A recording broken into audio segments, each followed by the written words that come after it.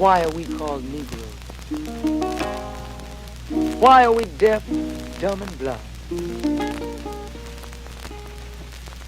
Why is everybody making progress, yet we seem to be lagging so far behind? Why are we mistreated? Why are we in this condition, stripped of our name, our language, our culture, our God, and our religion? Here in America, all of our religious training has been gotten by the preacher. He has told us of a heaven way up in the sky that we can't enjoy now, but rather after we die. But all of the years that we're living, for us there's nothing but hell, pain, torture, and misgiving. Yet the Bible speaks of a heaven filled with material luxury, which the white man and the preacher has right here, so we see. So my friend, take it for what it's worth. Your heaven and your hell is right here on this earth. So let's check back into history, which rewards all research and tells us plainly that before the white man gained entry to the East, he was living in the caves of Europe, a ravenous beast, eating juniper roots and eating flesh raw, till God sent Moses to civilize him and teach him the law. Then, following Marco Polo, an explorer, he gained entry into Asia and Africa. From China, he took silk and gunpowder. From India, he took jute, manganese, and rubber. He raped Africa of her diamonds and her gold. From the Mideast, he took barrels of oil untold, raping, robbing, and murdering everything in his path. The whole black world has tasted of the white man's wrath. So my friend, it's not hard to tell. A white man's heaven is a black man's hell.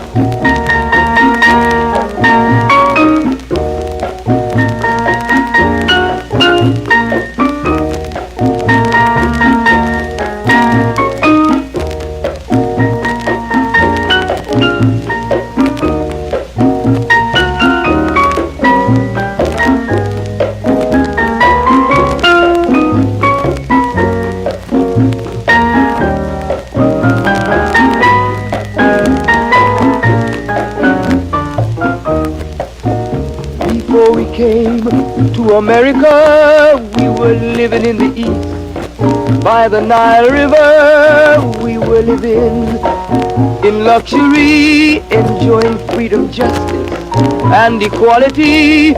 We wore silken robes and slippers of gold. We were the wealthiest and the wisest people, I'm told. Now we are the poorest of the poor.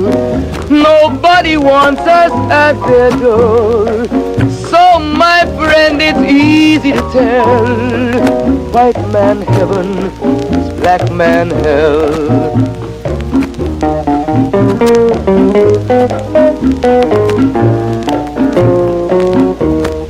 When the white man came to America, he told the Indian, I am your white brother. He said, red man, I'll treat you the best. Yet and still he pushed the Indian further west with his white woman and fire water. Tricks and lies, he stole America.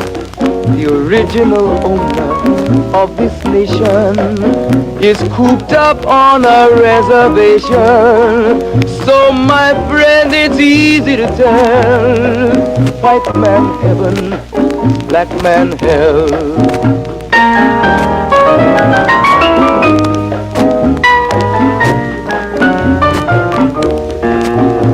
He needed someone to work the land. His back was too weak. He needed you, black man, so he commissioned Sir John Hawkins to commit the world's most grievous sin, to take a man who's born to be free and bring him down to slavery. sell a man as merchandise. On his body put a price. Oh, my friend, it's easy to tell. White man heaven is a black man hell.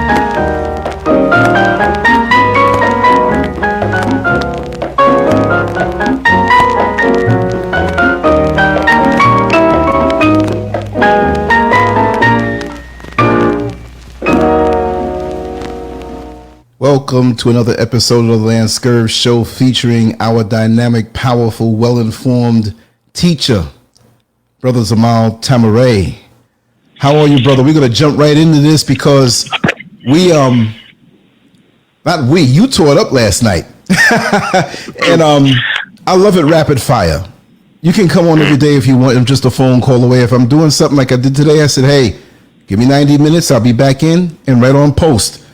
So here we go, brother. Talk to me, because there are a lot of people who want to hear what you have to say. No, go ahead. Go ahead. As time permits, everybody's probably tired of me by now. They've heard my voice. They know who I am. What? No. That could never happen. I think they're tired of Donald Trump. I think they're tired of hearing the C word. I think they're tired of all of this foolishness that's going on to corral us and to put us in a place where we don't want to be. And I think that your words are a breath of fresh air, and they arm us. So you're really putting down some good nutrition. That stuff that we see on Fox and headline news and CNN, that's junk food. You know? That's right. You're telling something real. So if anybody ever gets tired of you, I would say they're an intellectual pig, and they don't know the real stuff when they hear it. Because we can hear you, listen to you every day, brother. Well, for those of you who are listening to me and have listened to me, I appreciate the viewership, and I guess we'll just jump right into it. Last night we did part 2. Obviously this is a part of a series, as I mentioned in the first clip, or the first production.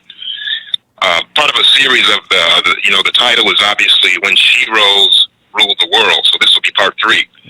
And just to reiterate, just to summarize from what we've already done, we had part 1. We obviously had a part 2. Part 1, we laid out the 3 points, and I'll cover those that I said that I would cover throughout the series. Point number 1, my first thesis would be related to the irrefutable evidence of an old world order governed by the feminine. Point number 2, or my second thesis, proof that women could reproduce without a male partner. And the third thesis, point number 3, the factors that caused the feminine to lose her powers. And that will definitely be the last segment. So that'll be following this particular segment. So in part 1, we did cover most of point number 1, or the first thesis. In part 2, we finished off with my third thesis, and we segued into the second.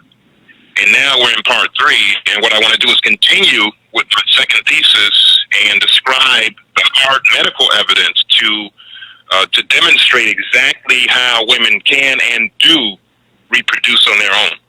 So now for the medical proof. And everybody's been waiting for this, I'm sure. Yes. Everybody knows matter. And again, I'm speaking to a broad range of people, so I want everyone to be on the same page. So some people have a scientific background, some people don't. Some people remember a lot of the stuff that they learned in school, and some people don't. And, some people have deficits in that area, so everybody will be on the same page. So if I simplify things, don't think that I'm patronizing you, or that I think that I'm underestimating your intelligence, because you guys have a lot to teach me too. So as everyone knows, matter is composed of atoms. Everyone knows that. So a group of atoms that come together, that creates a molecule. And molecules, they come in many different types. One type of molecule is a chromosome. And everybody knows that word. Chromosomes, those are the rod-shaped bodies that carry your DNA. And of course, your genes, your DNA is in the genes, and your genes are the units that are inside of those chromosomes. And the genes would be those those parts that transmit your hereditary traits and characteristics from your parents, like the way they look, the way they walk, certain gestures that they make, certain idiosyncrasies, the way they talk, the way they act, things like that. So genes would be made up of chemicals called DNA. And the long word for that, or the scientific word, would be deoxyribonucleic acid.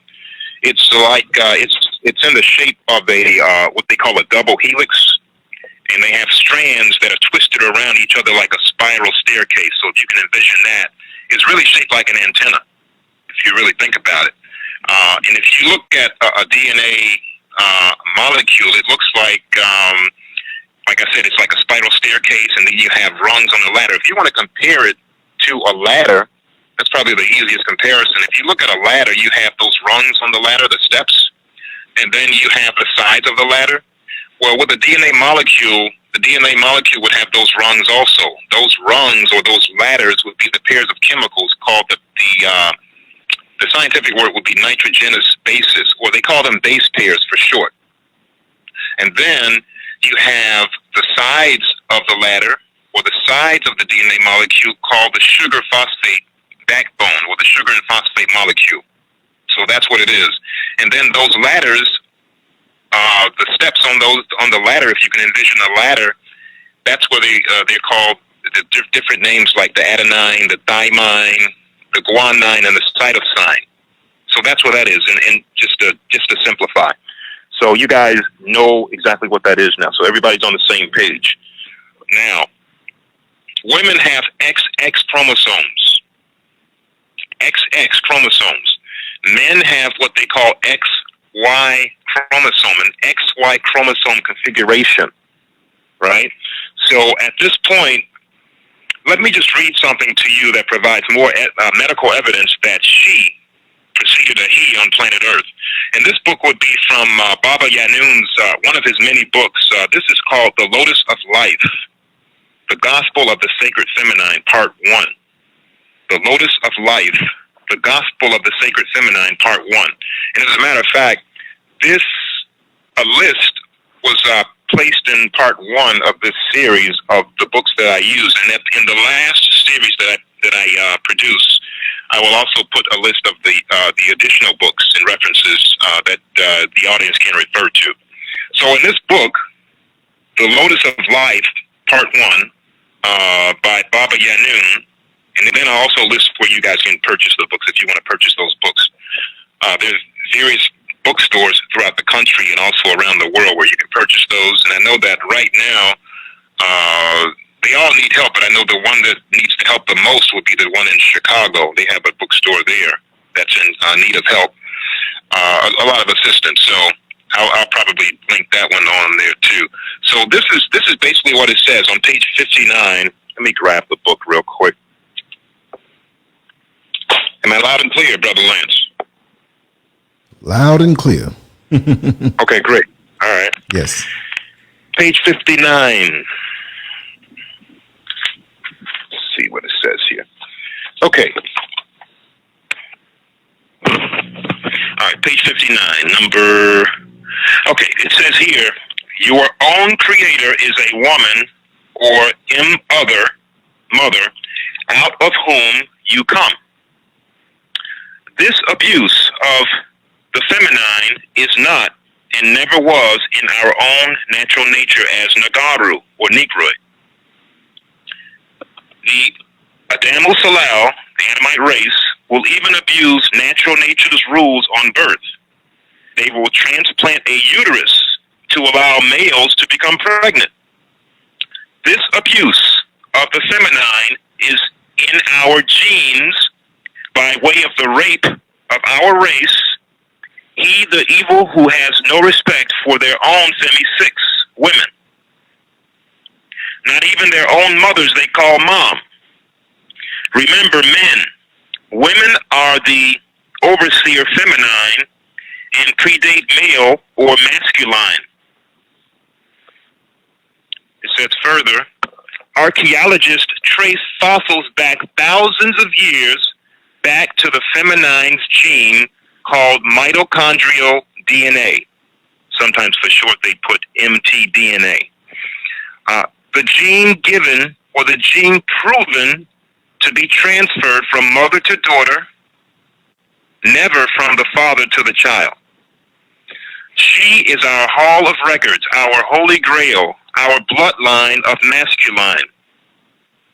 Many confuse this mitochondrial DNA with the mitochondrion of each cell, which is the gene that produces nearly all the energy to keep the cell alive, or the powerhouse of the cell. The mitochondrial DNA is actually contained within the mitochondria of each cell. And as for X and Y chromosome, scientists now know the male or the male or the Y chromosome, because males have a Y chromosome, the male or the Y chromosome in the sperm or semen has 2.8% less genetic material than the X chromosomes in the same sperm specimen. They actually sifted sperm and it produced samples in which 85% of the cells had an X chromosome. In fact, the X chromosome is 5 times larger than the Y chromosome, which means the feminine existed for generations without masculine. Females existed before, and she created males. Let's see here. Okay, it says here, the DNA is actually found in 2 places within human cells. Number 1, the nucleus holds most of our DNA. That's what's called nuclear DNA. Number 2, another smaller amount of our DNA is stored and used in mitochondria. The mitochondria are small factories in our cells. A cell has about 100 mitochondria inside it. Each mitochondria have between 1 and 15 extra DNA rings, typically about 5. Each mitochondrial DNA ring has normally 16,559 DNA base pairs. This extra DNA is stored differently, copied differently, and transmitted differently into other cells and offspring. Okay, now it says here, during sexual reproduction in humans, the male sperm only carries a copy of the nuclear DNA. The male's mitochondrial DNA, which is from his mother, is left behind.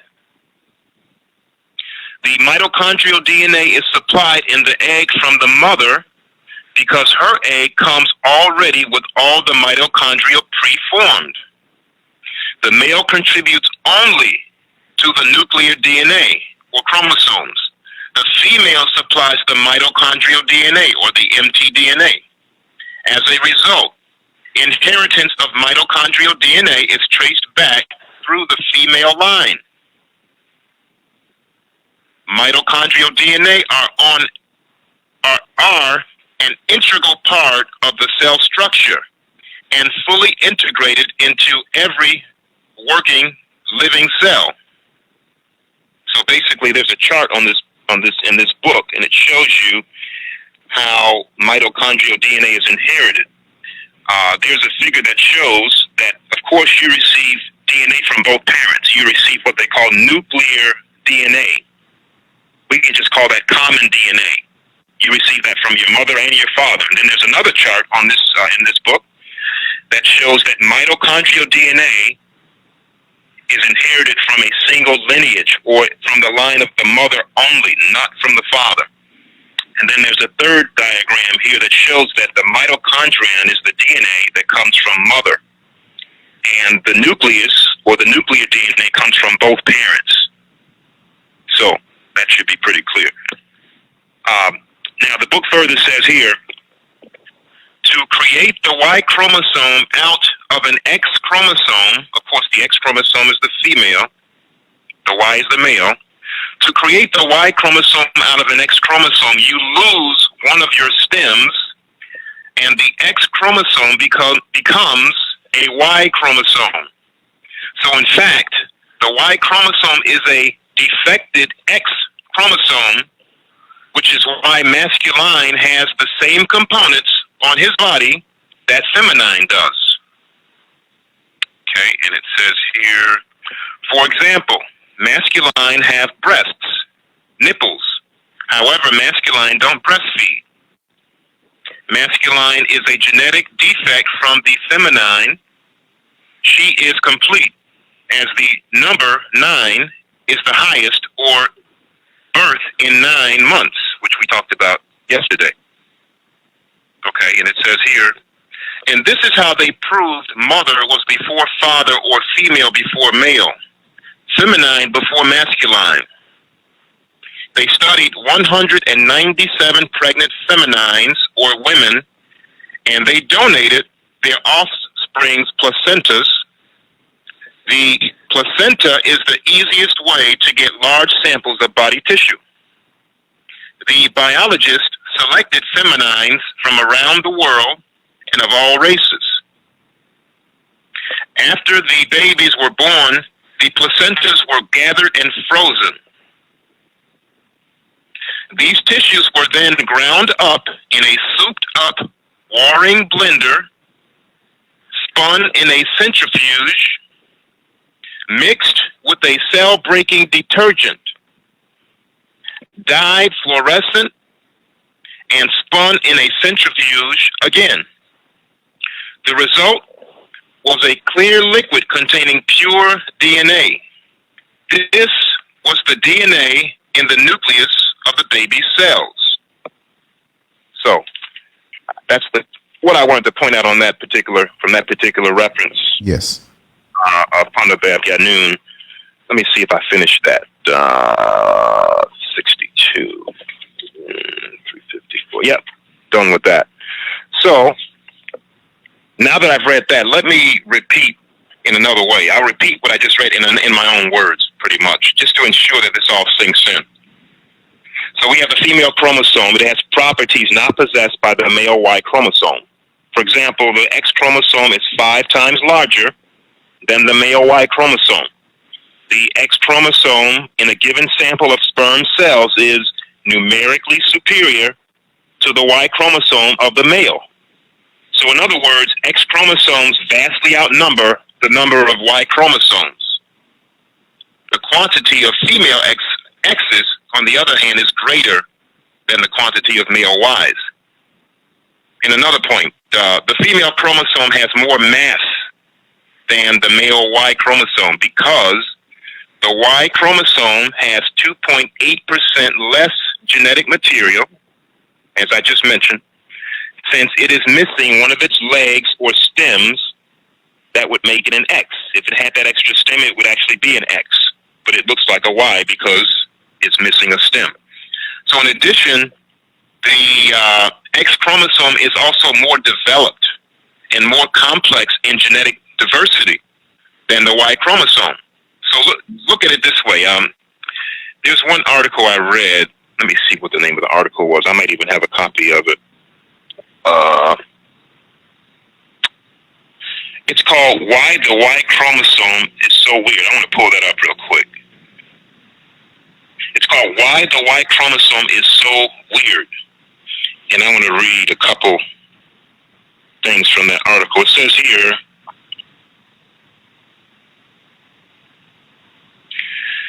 the human chromosomes that determine sex, the X and Y, are a bizarre pair. The other 22 sets of chromosomes in our cells consist of well-matched partners as alike as twin candlesticks. One chromosome in each duo comes from the mother and one from the father, but both are normally the same size and carry the same genes. Genes are the genetic blueprints for proteins which do most of the work in the body. It says here, in stark contrast, the Y chromosome, which is the male chromosome, the Y chromosome is much smaller than the X. In fact, it is it is positively puny.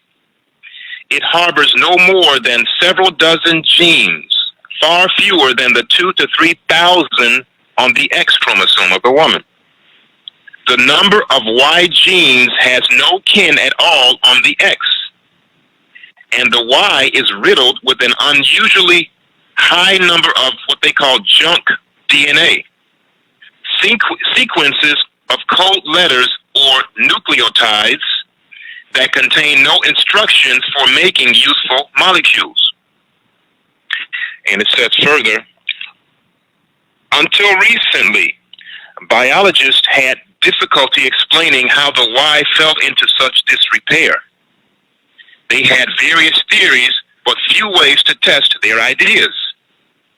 That situation has now changed, thanks in large part to the Human Genome Project and related efforts aimed at deciphering the complete sequence of DNA molecules in all 24 distinct chromosomes in humans, the X, the Y, and the 22 autosomes.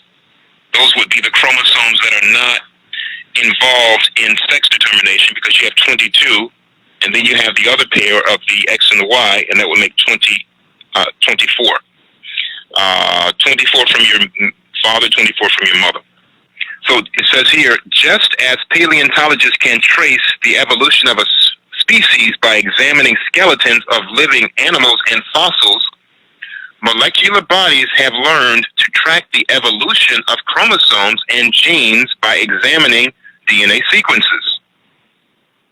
The new findings demonstrate that the history of the sex chromosomes has been strikingly dynamic, marked by a series of dramatic disruptions of the Y and by compensatory changes to the X. That interplay undoubtedly continues today. And it says here further, the Y chromosome, long regarded as a shambles, in bad shape. And this is really sobering to the mind of a patriarchal male. And these are the ones who are speaking in this article. It says, it's long been regarded as a shambles, able to accomplish little beyond triggering the maleness program.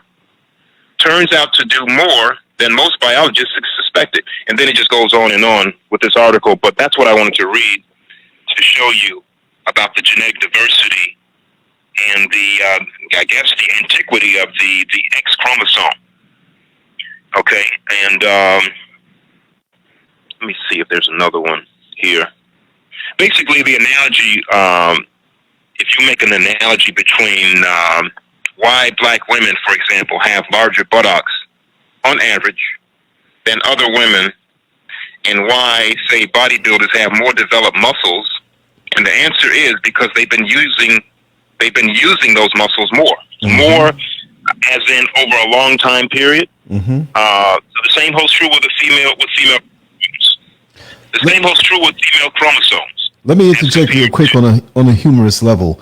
Many people say, and it comes from the others, that our sisters have big behinds. Well, some have a sizable derriere, because to have shape, you have to have a little size, but they have better developed and well-rounded derrieres. And some have some weight, because you can see some who are very slim who still have the well-rounded muscle. And see, that's almost a diss. I'm not saying you. That's almost a diss from these others, these white women and other races. Oh, it's just big. Well, I've seen a lot of white women with big, ugly, shapeless behinds. Our sisters have the most beautiful derrieres when they keep themselves well and keep themselves healthy. The most beautiful. So I've seen them say to our sisters that are well developed, not necessarily huge, but oh, she has a big, backside. Yeah, they say big, but it's shapely. It's almost like a bodybuilder who, like a Frank Zane from back in the day, who wasn't big, but he was so well shaped. But he had to have a little more size than a normal guy, but he was well shaped, but he's not big. But only an amateur eye will say, oh, it's just big. So whenever a white woman comes to our sisters and says, oh, you just think you're other because you got a big behind. Well, maybe you might have a big one, but if it's a shapely work of art carved out from, the exercise and just the genes say no. Anybody can be big. We can go eat up all the mayonnaise on the burgers and clog up our arteries with the French fries and get big. No, it's well shaped. It's a work of art. Yes. It's something you can't have. Go ahead, brother. Yeah, you're absolutely right. And I'll say, I like to hastily add that whether a woman has a big behind or a smaller behind, they're still our sisters and they're all beautiful to me. So, but like I was saying, with bodybuilders, they have more developed muscles because they've been using the muscles more as in over a longer time period.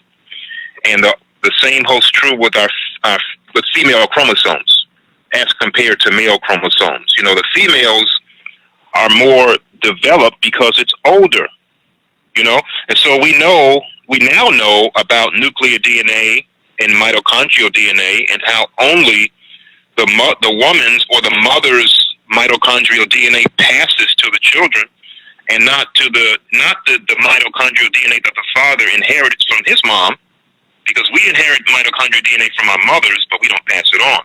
Only the mother can do that. So now we know that the certain myths that were created by small-minded men they were basically created to obscure women's genetic superiority over them. You know, and they just couldn't deal with it. Myths like the lie about a family requiring a son to pass on the family name. You know, myths and gender slurs about women being the so-called weaker sex, necessitating the practice of women taking on the man's last name and dropping hers instead of the reverse, which is the way nature works during reproduction. And during reproduction, nature discards the male's mitochondrial DNA signature that he inherited from his mom and only passes on the mother's. So in order for your genetic line to continue, it has to go through your sister, not through you. So she's called, you know, they call her the weaker sex. Yet women also live longer, and that's also due to the number of their the points or the telomeres in her chromosomes. That being said, let me read something else from this book. This book has so much information in it, and alphamation, as you guys know. On-planet information, off-planet information. Let's see here. 696 to 709. 709. Okay. All right, let me read this to you guys real quick. This relates to what we're talking about. It says here, 696. It says here, much of your inner anger against males, this is referring to women, much of your inner anger against males are those you allowed in over time. So males reject other males. You express it as, quote unquote, men get on my nerves. This is your inner mind saying the right thing. Masculine are now in my nerve centers.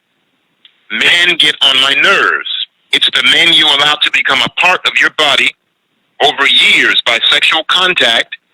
If you have over 4 and you're ruled by anger through men, and now you're ruled by anger through men, internal wars. You call it love until changed to hate or dislike, and you say, I don't know what I ever saw in him anyway. You allowed his DNA to invade your ancestral line, masculine, and rule your 9, feminine. Feminine, protect your divine body inside out and outside in. Feminine, remember you are liquid, water, and masculine is dry earth. 3/4 of this planet is water, and only 1/4 is land. Just as you see with the chromosome stems, feminine X, all 4 stems, masculine Y, only 3 stems, missing 1 stem, making the masculine 1/4 and the feminine 3/4 to make 4/4. 4 plus 4 equals 8. Now Geb, or Sabab, is masculine. That's from Egypt. Geb is masculine, earth, and Nut, or Nut, or Natat, is sky, wind, breath, which is air, and has oxygen, or O8, as in 8 octaves, or as in octave also. Oxygen, colorless, odorless, gaseous chemical element, It is essential to life processes and to combustion, which is from the word combust, meaning to burn, and that is the heat in feminine's womb and the heat in feminine's famam or mouth. Oxygen is the 8th element on the atomic chart as the 8 Ogdods from ancient Egypt, or the 8th octave, and the symbol of infinite. Know the reasons masculine age faster and die sooner is because feminine have 8 telomeres at the tips of their chromosomes. I think I mentioned that. While masculine only have 7 telomeres at the end of his chromosomes. The telomeres, spelled T-E-L-O-M-E-R-E-S, the telomeres control the aging of the person. And that's what I wanted to point out on that. So I think you guys pretty much get the point. How can women be the weaker sex, basically, when they are better suited to survive over men? You know, owing to body fat content. You know, they have a higher tolerance of pain, and they create life, while men cannot create life, but they only contribute to such life. You know, it should also be sobering for males to know that males are more vulnerable because of, if you want to look at it, they're more vulnerable because of their unprotected exterior gonads, their exposed sexual organs. While females, on the other hand, are protected in the sense that they possess internally or self-contained reproductive organs, And if you want more food for thought, think about this. The biological and genetic evidence says that even at conception, all fetuses begin with marked traits that only adult females possess, pretty much later in life. Because at birth, you have the estrogen level and the brain design is actually the same in both females and male babies at birth. However, after birth, something happens. A few days later, if it's a female, what happens is that the estrogen level and the brain design remains the same, because that's the original model. If, on the other hand, if it's a male, then the testosterone level becomes more dominant, and this increased amount of testosterone will kill off most of the estrogen and changes the mechanics and the whole design of the male brain. And this shows basically that the blueprint for human life has a basic blueprint or prototype, and that the standard model from which all humans are designed is female. Just like the standard model from any car has a certain type of framework or chassis. So what I just reviewed basically was, I talked about some of the genetic evidence that I wanted to provide to prove my thesis. And I think I did mention experiments, various medical experiments and medical case studies. That would be a good thing to look at right now, because that would get into the meat of what we were talking about. These are they're very, very, I would say, intriguing. I'm sure you'll find that to be true. Of course, many experiments have been performed in the area of science, and many theories have come and gone along the way. For example, there was one theory, a fake theory called, this theory championed the notion that the sperm cell alone was the essential element in human reproduction. And this theory, I call it a fake theory because this theory was known as the spermicist theory, S-P-E-R-M-A-C-I-S-T, the spermicist theory. Just like supremacist, spermicist. The spermicist theory, or the theory that says the sperm is supreme, the spermicist theory basically it foolishly held that the child produced by a man and a woman was actually 100% produced by the male. I'll repeat that. This theory held that a child produced by a man and a woman was actually 100% produced by the male, because it's a genetic supremacist theory. Hence the word spermicist.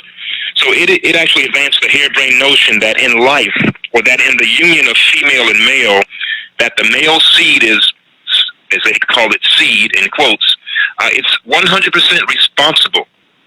And this type of diseased thinking altogether ignores the role, or the very significant role of the female egg. And of course, this nonsense notion about the primacy of the male seed started in you-know-where.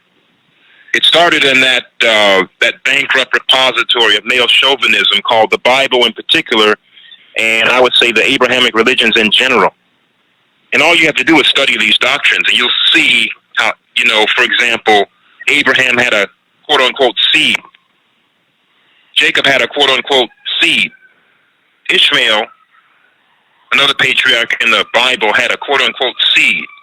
You had Adam, had a seed. Lot had seeds.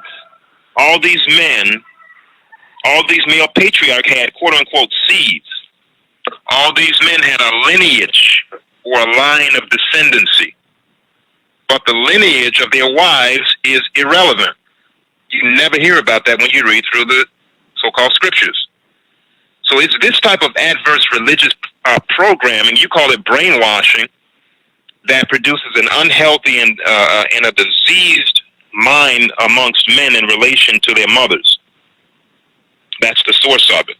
So this theory basically says that the female egg is only important insofar as, or only to the extent that it provided the quote-unquote soil, if you want to call it that, or only to the extent that it provided an address, if you will, for the all-important male seed to grow.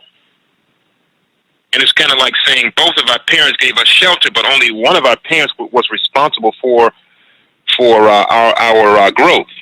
It's like saying my father built and provided the house, but my mom is only the dirt where, say, our address happens to be located.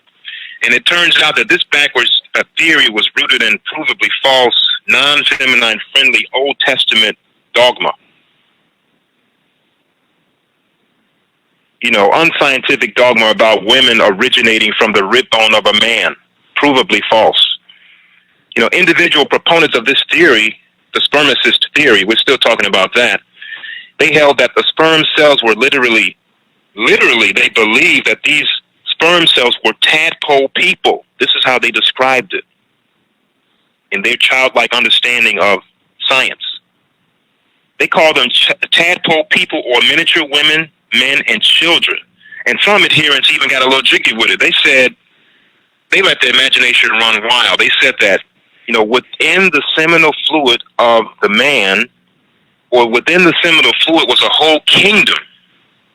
And they said that kingdom in the micro world, and that kingdom was peopled by the same members existing in our world, in our larger macro world, by the same members existing in our world. This kingdom was replete with kings, magistrates, warriors, princes, rich and poor.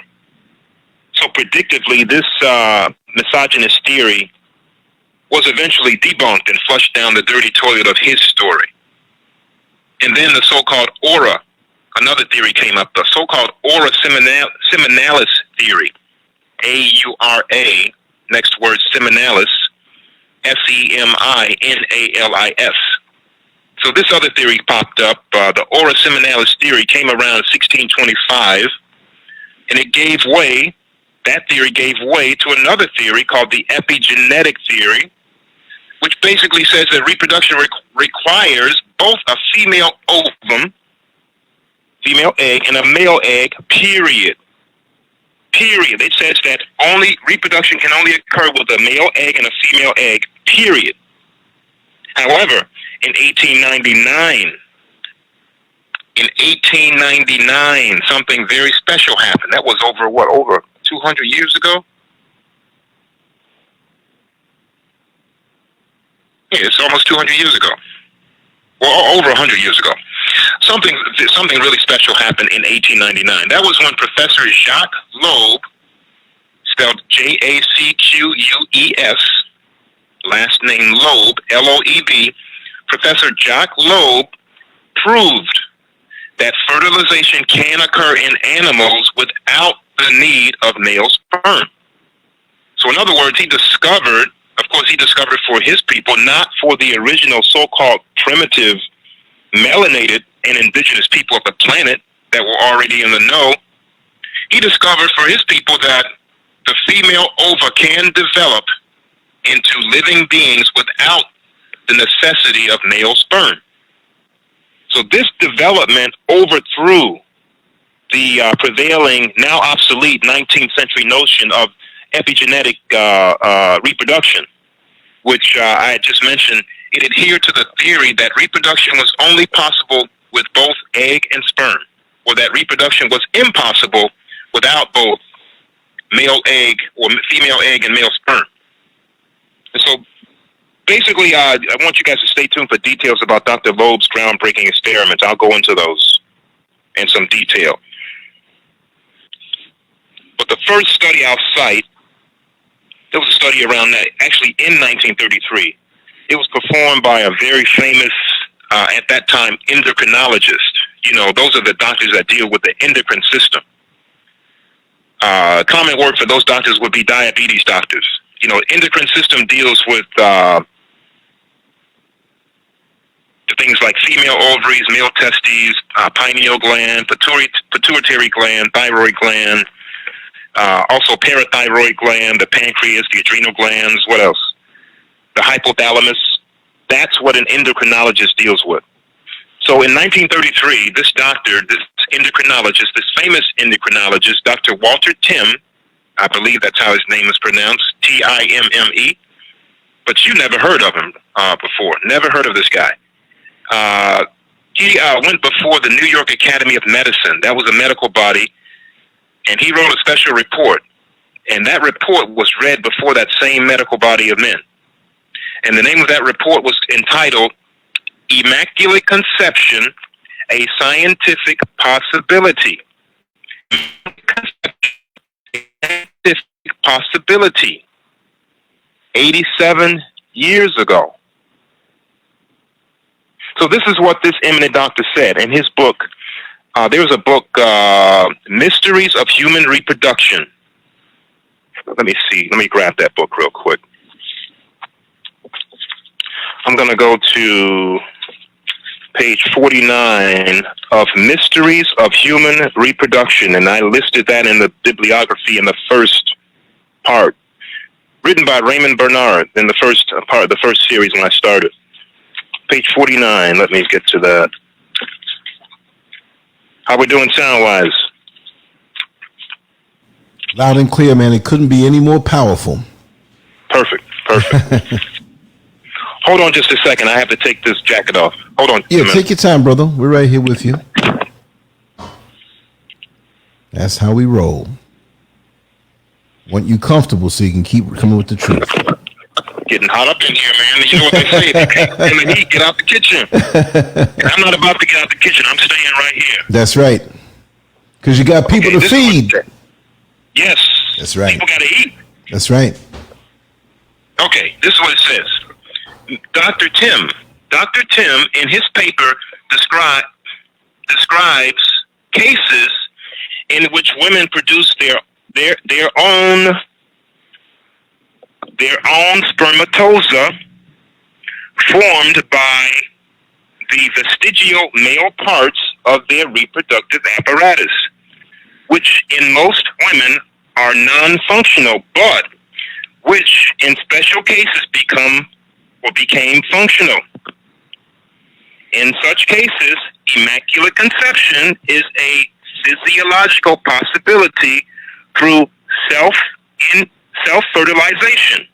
However, there is also evidence that the ovum itself can develop into an embryo without the need of the spermatozoon, as they call it, as Jacques Loeb described or demonstrated in his experiments in artificial parthenogenesis. And, yeah, that's basically what I wanted to read to you guys. So, fast forward to, we dealt with 1933. Let's fast forward to 1939. 1939 was a banner year for one professor, last name Pincus, Pincus. And this was the year that he conducted biological experiments. And these experiments were conducted in the laboratories at the University of California. In result, he achieved artificial parthenogenesis in mammals, specifically in rabbits. You know, so in other words, he was able to get a female rabbit pregnant without a male rabbit. That's pretty amazing. So something else happened in 1956. There was another watershed year, a turning point. You know, the turning point is something marked by a division or change of course. So this was a watershed year, and this was the year that the British publication reported a series of case studies. The publication in question was called the Lancet, I believe, Lancet. Anyway, the Lancet publication, that was significant because this was the official publication of the British Medical Association. And these studies involved a total of 19 women. What do these women have in common? These 19 women were all confirmed virgins, number one. But number two, they all were confirmed as having reproduced by parthenogenetic means.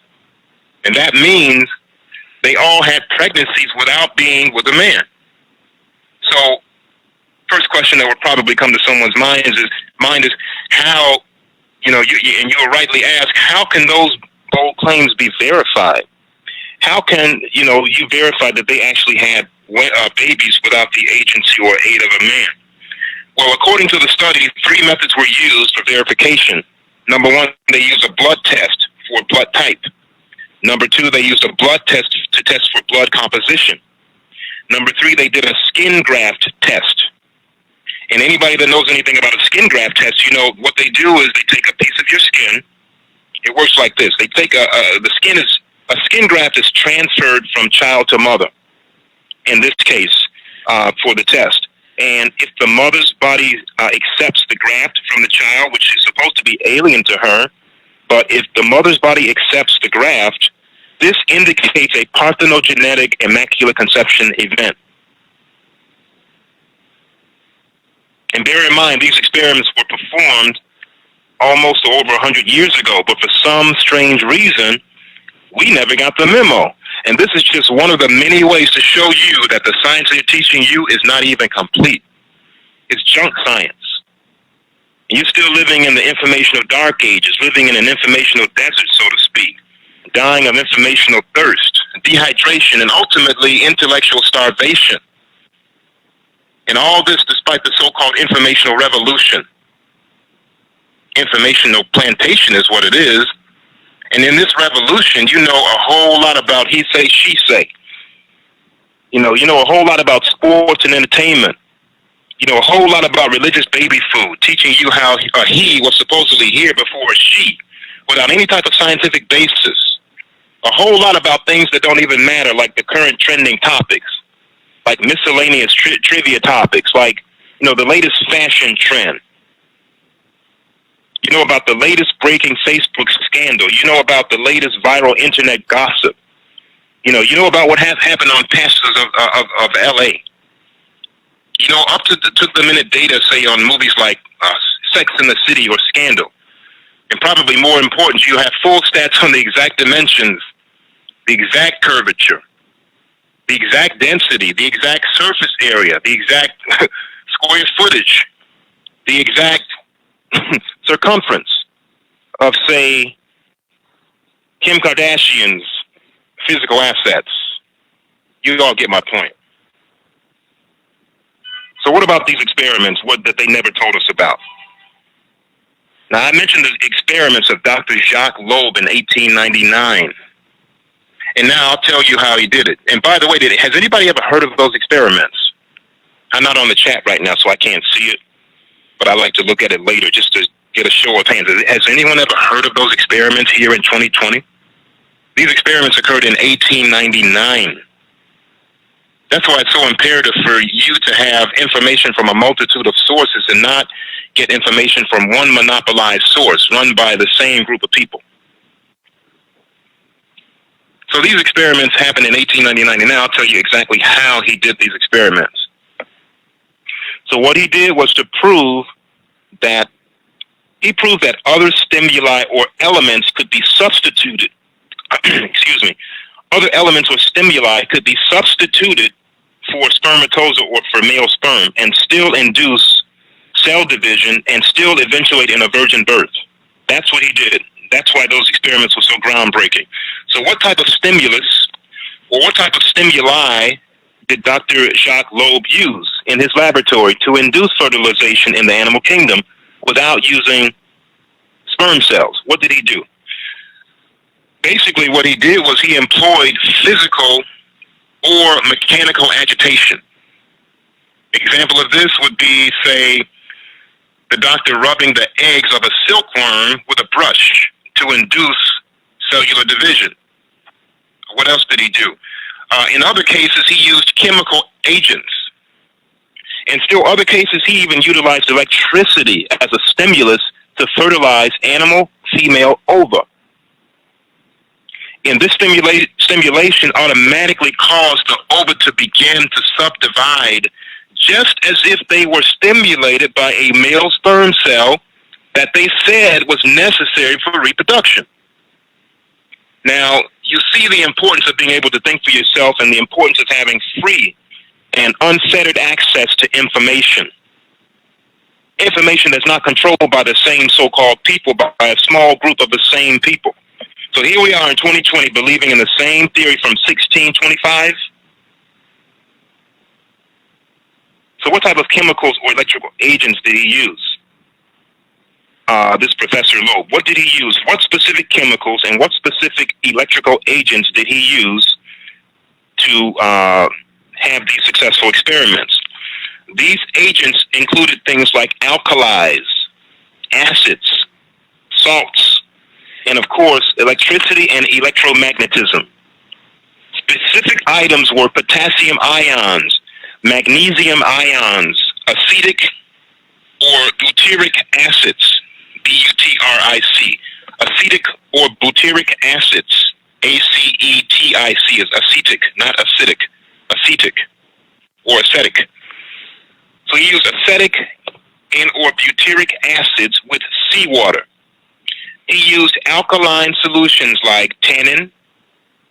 Tannin is found in plants. It's like a poison for plant eaters. He used alkaline solutions like tannin, ammonia, etc. So basically, he used physical, chemical, and electrical / electromagnetic means to induce artificial fertilization. And I also mentioned Dr. Pincus, I believe, previously, who produced rabbits parthenogenetically in 1939. Yeah, I did mention that. So after he artificially initiated the subdivision of a rabbit, this Dr. Pincus, by artificial means, he then implanted the zygote. The zygote was implanted into the rabbit uterus to incubate it and allow it to grow as a fetus, as it normally does inside of a mother.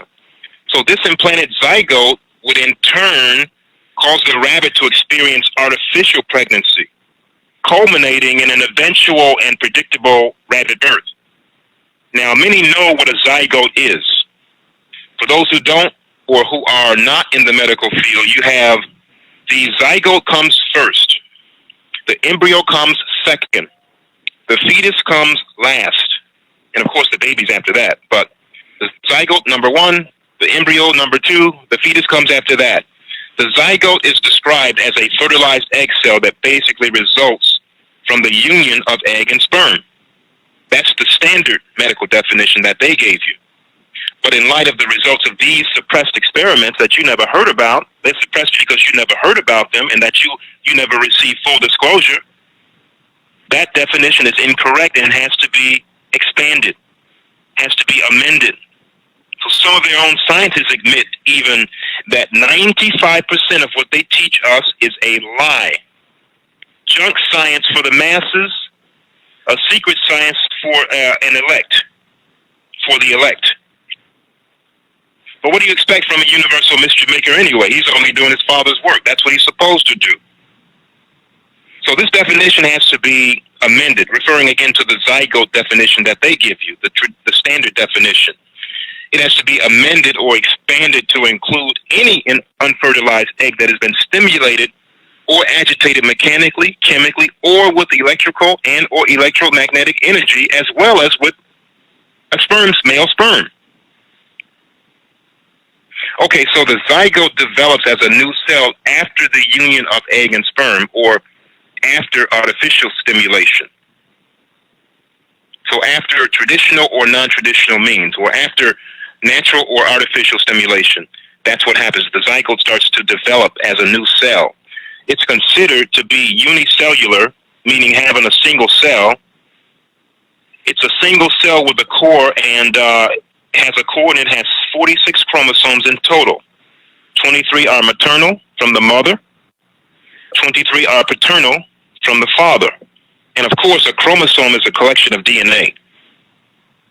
So when the zygote starts to develop, it develops into an embryo.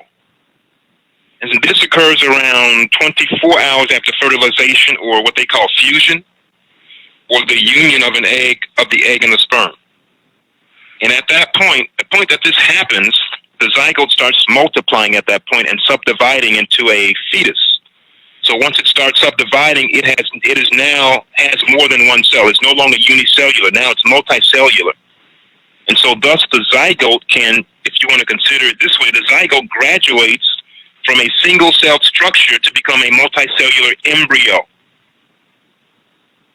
So now you have the zygote that starts to subdivide after normal intercourse, or if in a laboratory, this stimulation occurs artificially without the need for a male and a female of that species to come together.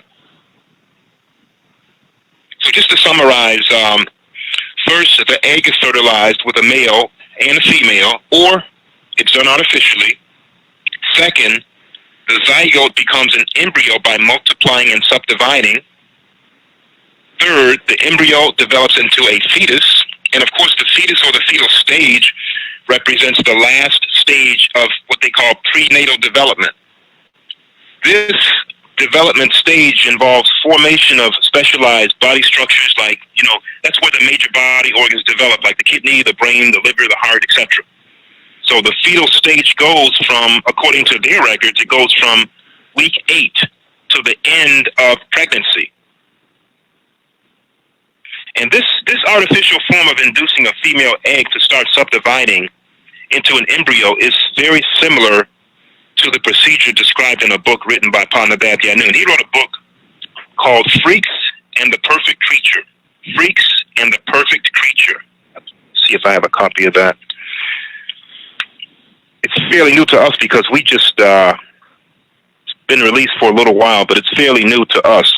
But in this book, Freaks and the Perfect Creature basically deals with the history and the prehistory of genetic engineering on this planet. Let me go to page 82 of Freaks and the Perfect Creature by Partner Bab Yanun.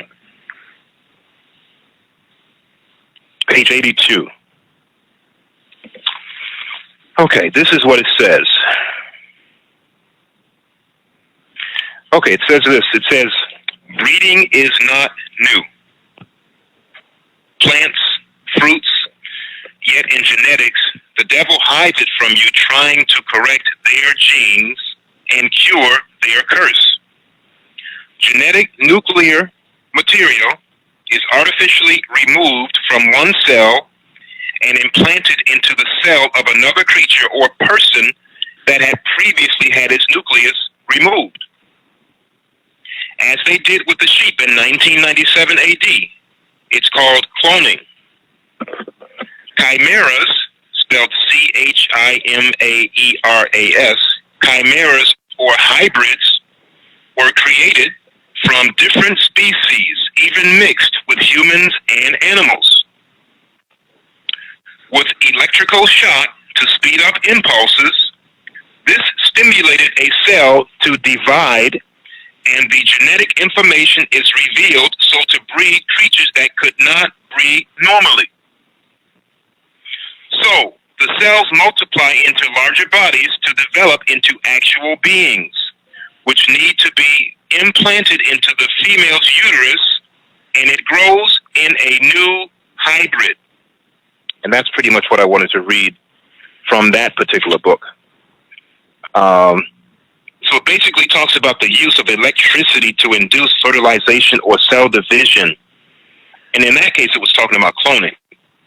And the first time I saw anything that Panabab Yanun, also known as Dr. York, he mentioned, the first time I saw him mention anything about genetic engineering like cloning was in a very old, out-of-print book that he wrote. And it's now a classic. But in this book, this was written decades ago. I think the first copy he wrote was in 1979 or 1975. And then there have been revisions after that. But that was in the time that people were stuck in the muck and the mire of what I call the Abrahamic religions, specifically Islam.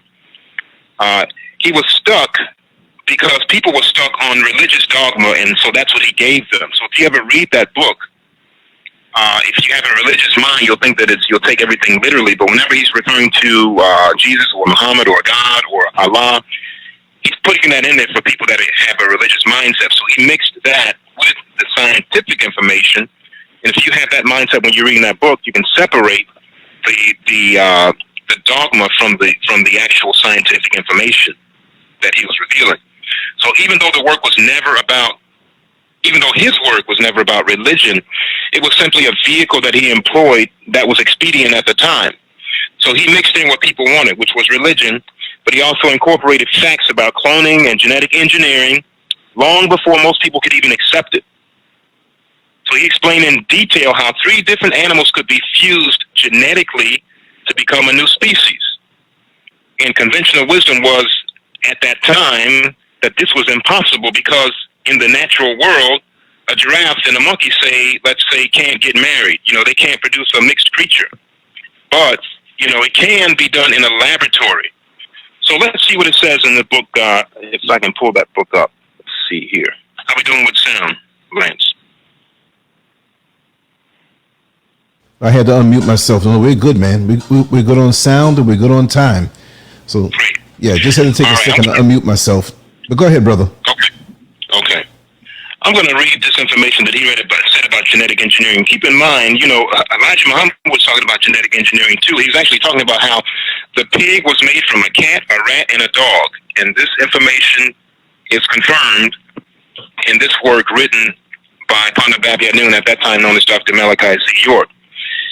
And when they used the pig, the rat, the cat, the rat, and the dog to produce this animal, along the way, they produced animals like the aardvark. The aardvark is a part of that experimentation process. That's why it looks like a rodent from the front, the mouth part or snout, and then it has the body of a rat, a big rat, but has a heavier body, and it also has a heavier body like that of a pig. So that was like a transitional stage between the animals that they were fusing and genetically engineering to produce the pig. And the reason why the pig was used was because it was to be deployed in the Caucasus Mountains, because a certain group of people didn't have a knowledge of burying their dead, and there was disease in the land, and that disease needed to be cleansed. And if you go into the Christian scriptures in the book of Leviticus chapter 11, it's all laid out for you.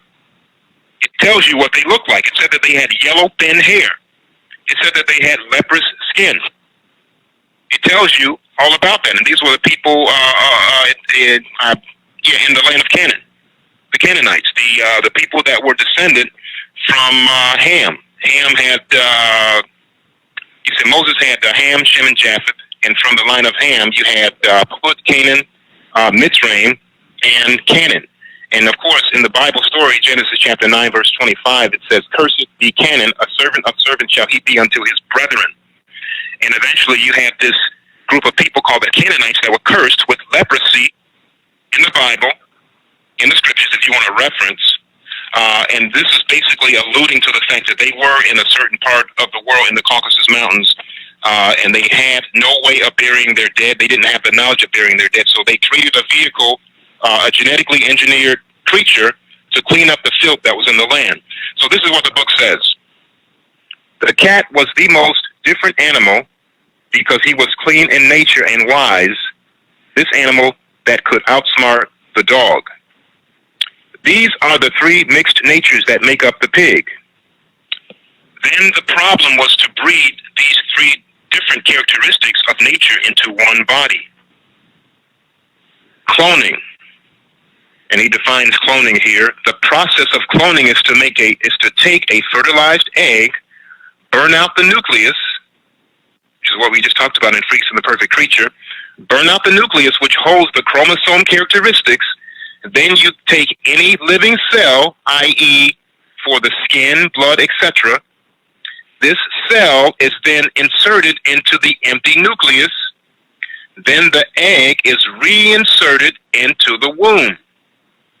This cloning process results in a being, human or animal, with the same features as its cell donor.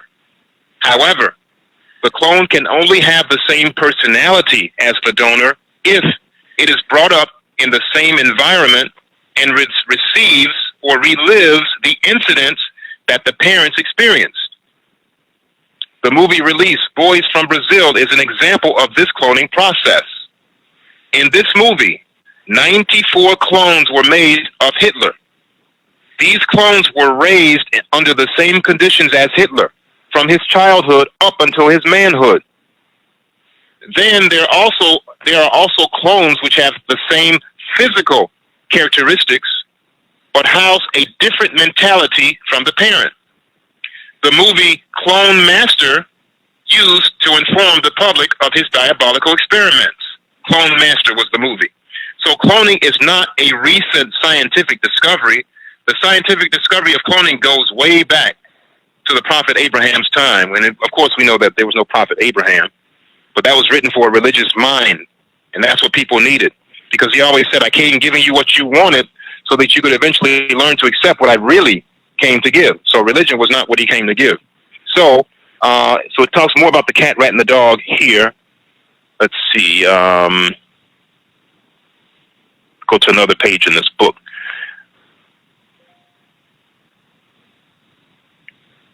Okay. It says here, chromosomes are the infinitesimal, or the small or infinitesimal protoplasmal bodies that govern the chemical or genetic makeup of the individual and determine such factors as the color of the hair, eyes, and skin, the features of the face, intelligence, etc., like we previously reviewed. Fertilization itself is a very special process in that the sperm of one species will not, as a rule, fertilize the egg of another species. It is extremely evident that several chemicals and chemical processes are there to prevent the penetration of alien sperm. This is the same type of complications in transplants of different natures. The body will send all kinds of agents of rejection. So the logical question is, how was it done? The egg produces a protein substance called fertilization, which reacts with the anti-fertilization on the alien sperm. Fertilization may also act to attract sperm of its own species and sometimes of species which are similar. This is not saying that in order for a mammalian egg, a mammal's egg of the mammal, characterized by the presence of hair and milk-producing glands, it is derived from the Latin mama, which means breast, to become fertilized. It can only be fertilized by a sperm of the same species. Artificial insemination is a widespread practice done in experimentation and breeding farms of animals in the field of mutagenesis, including genetic mutation. Unfertilized eggs of mammals and other closely related vertebrates can fertilize to initiate development by various artificial means or apparatus setups, which stimulate the natural process. By the process of fusion, F-U-S-I-O-N, combining with a certain protein, the sperm and egg of two different mammalian creatures may be brought together. By the process of fusion combined with certain proteins, the sperm and the egg of two different mammalian creatures may be brought together. So let me go to another page without me getting too scientific with you guys, because he has a lot of scientific information in here about genetics. I don't want to bore you with that. So So for those people who are not scientifically inclined, that's fine. I'll just skip that. You can never be boring, brother. Never that. I don't want to sound like a stiff professor in a university, you know. Now you like that movie that's so good we don't want to leave the theater when it ends. We're mad that it ended. Well, that's why I try to make it. I hope that's the outcome. Okay, says here in English, swine means to stink, to be putrid. The formula for this animal was the gene of the cat and the gene of the rat.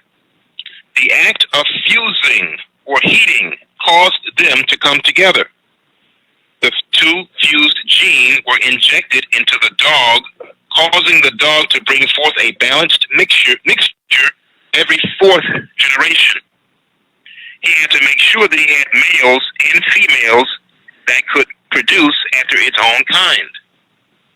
The whole process was controlled conditioning, and for the type of makeup Zoser was an Egyptian high priest, the type of makeup Zoser wanted to achieve, because he helped them to create this beast to clean up the filth that was in the land, it also required control involving a carefully balanced set of factors. These factors included the following, and I'll just read the factors. I won't go too much into them. Number one, whether the organism is asexually reproduced without male or female eggs, or gametes, they call them. Number two, the mutation rate. Number three, the gene change. Number four, the number of chromosomes. Number five, the amount of exchange in the parts of the chromosomes crossing over. Let's see, the next set of factors. Let me list those for you. I'm going to continue listing those factors. Okay. The next set of factors would include, this will be the sixth factor, the size of the individual, which relates with the complexity and generation time, the size of the population,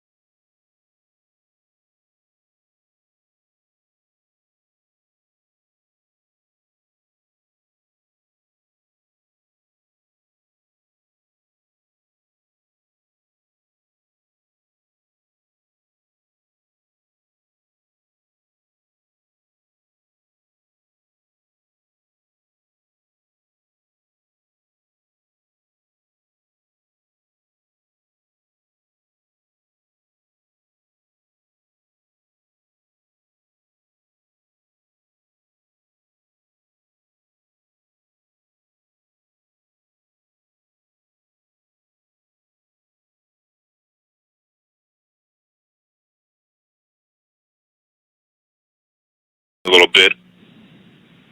Just as fusion is the process. The process of fusion is accomplished basically, well, this process of fusing dissimilar animals is accomplished by fusion, which comes from fuse, a derivation of the Latin term fondere, meaning to shed.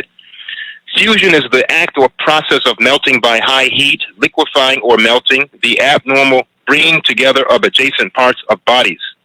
If we explore it in detail, we know that fertilization is the completion of sexual reproduction, or as formally defined, the union of the nucleus haploid, which is half the number of the chromosomes in a regular cell of the same species. Okay, so that's pretty much what I wanted to read from that work. That's an old work. It's out of print. And be hard to find. Okay, let's see. So we talked about the fusing, the genetic experiments. You know, there was also a very extensive global case study on the phenomenon of virgin births, or the phenomenon of immaculate conception. That was conducted by a guy, excuse me, I'm stretching a little bit. It was conducted by a guy named E.S. Hartland, Hartland. E.S. Hartland. He completed a 2-volume work, and it was basically a worldwide research project that he conducted. And this was done amongst the indigenous people all over the world. And the name of that work was called Primitive Paternity. You can probably pull it up for free if you look, get a PDF online. It's called The Myth of Supernatural Birth in Relation to the Family. The Myth of Supernatural Birth in Relation to the Family. So there you go. Basically, I think I pretty much definitely covered the genetic evidence. And I covered evidence from various medical experiments. I covered evidence from various case studies. And some people still might be asking, well, what about the more scientific or more specific, hardcore medical evidence? And I got that for you too. I have some information on that too. So depending on what we're looking like time-wise, how we're looking time-wise, Lane, how much time have we been on this phone? Because I don't want these to be long. As long as I'm breathing, we got time. No, but we've been on for 1 hour, 20 minutes, 1 hour, 21 minutes. But we're good, brother. We're flowing. You know, it's your flow. All right, I'll just finish up with something that people can really chew on. Mm-hmm. This is really going to be something. Let me get a glass of water real quick, and I'll be right back. Yeah, no problem. Play a little music. I'll be right back. Give me, okay, brother. Give me 2 minutes. Yeah, take your time. I'll be right back. Hold on. All right. I'll put you on hold.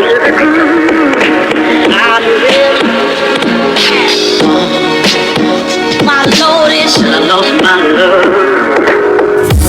To the groove, out of rhythm. My Lord is I lost my love. To the groove, out of rhythm. My Lord is I lost my love.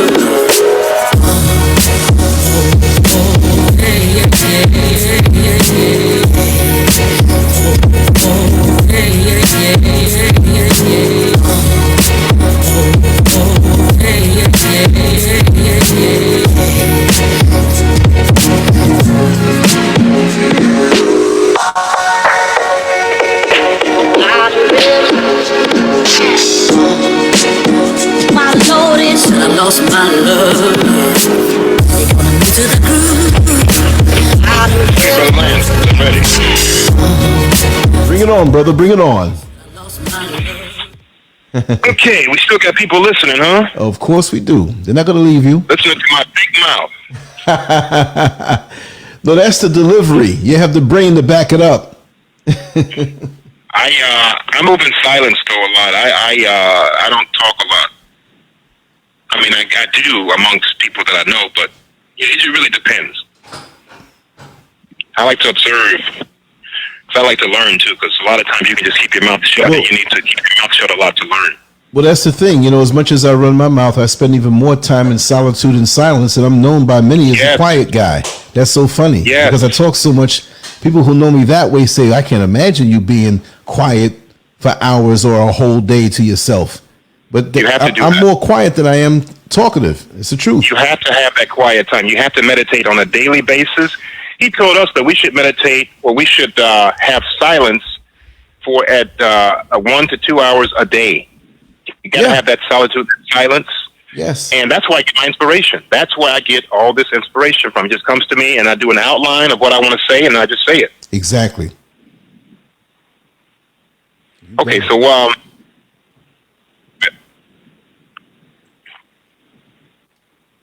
were you saying? Oh, no, I didn't say anything. You got it. Oh, okay.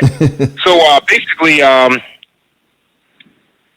this will basically bring us to the point, or to the issue of what we call uncontrolled virgin births, and the enigma of what they refer to as dermoid cysts. That's spelled D-E-R-M-O-I-D.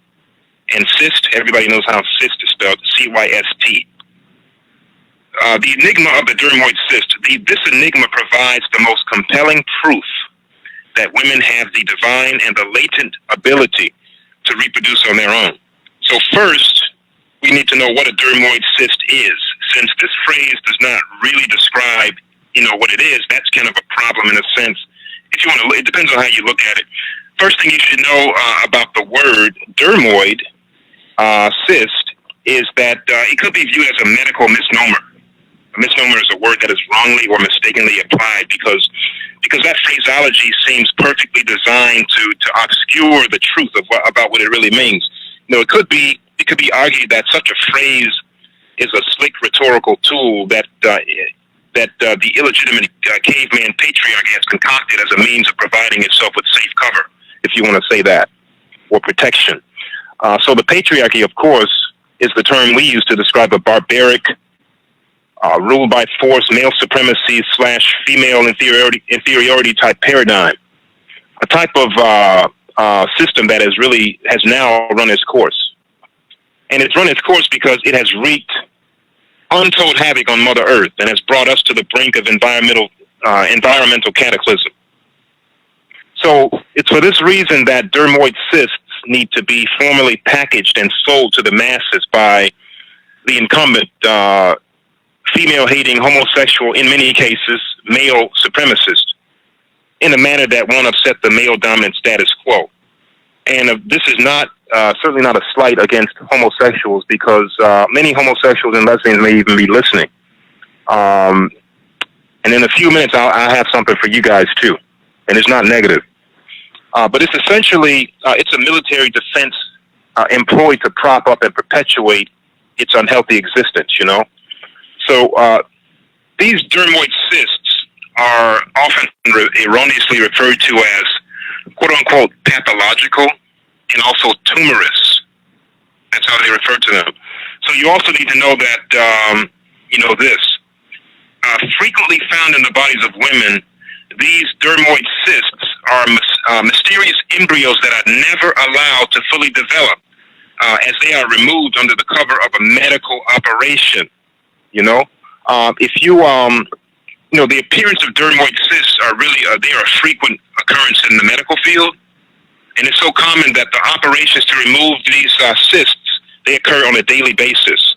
So, they're found in virgins, they're found in the bodies of adult women, they're found in the bodies of children, and sometimes even males. Sometimes. So the caveman patriarchy has developed a whole host of creative names to describe dermoid cysts. And they are referred to as, for example, mysterious embryos.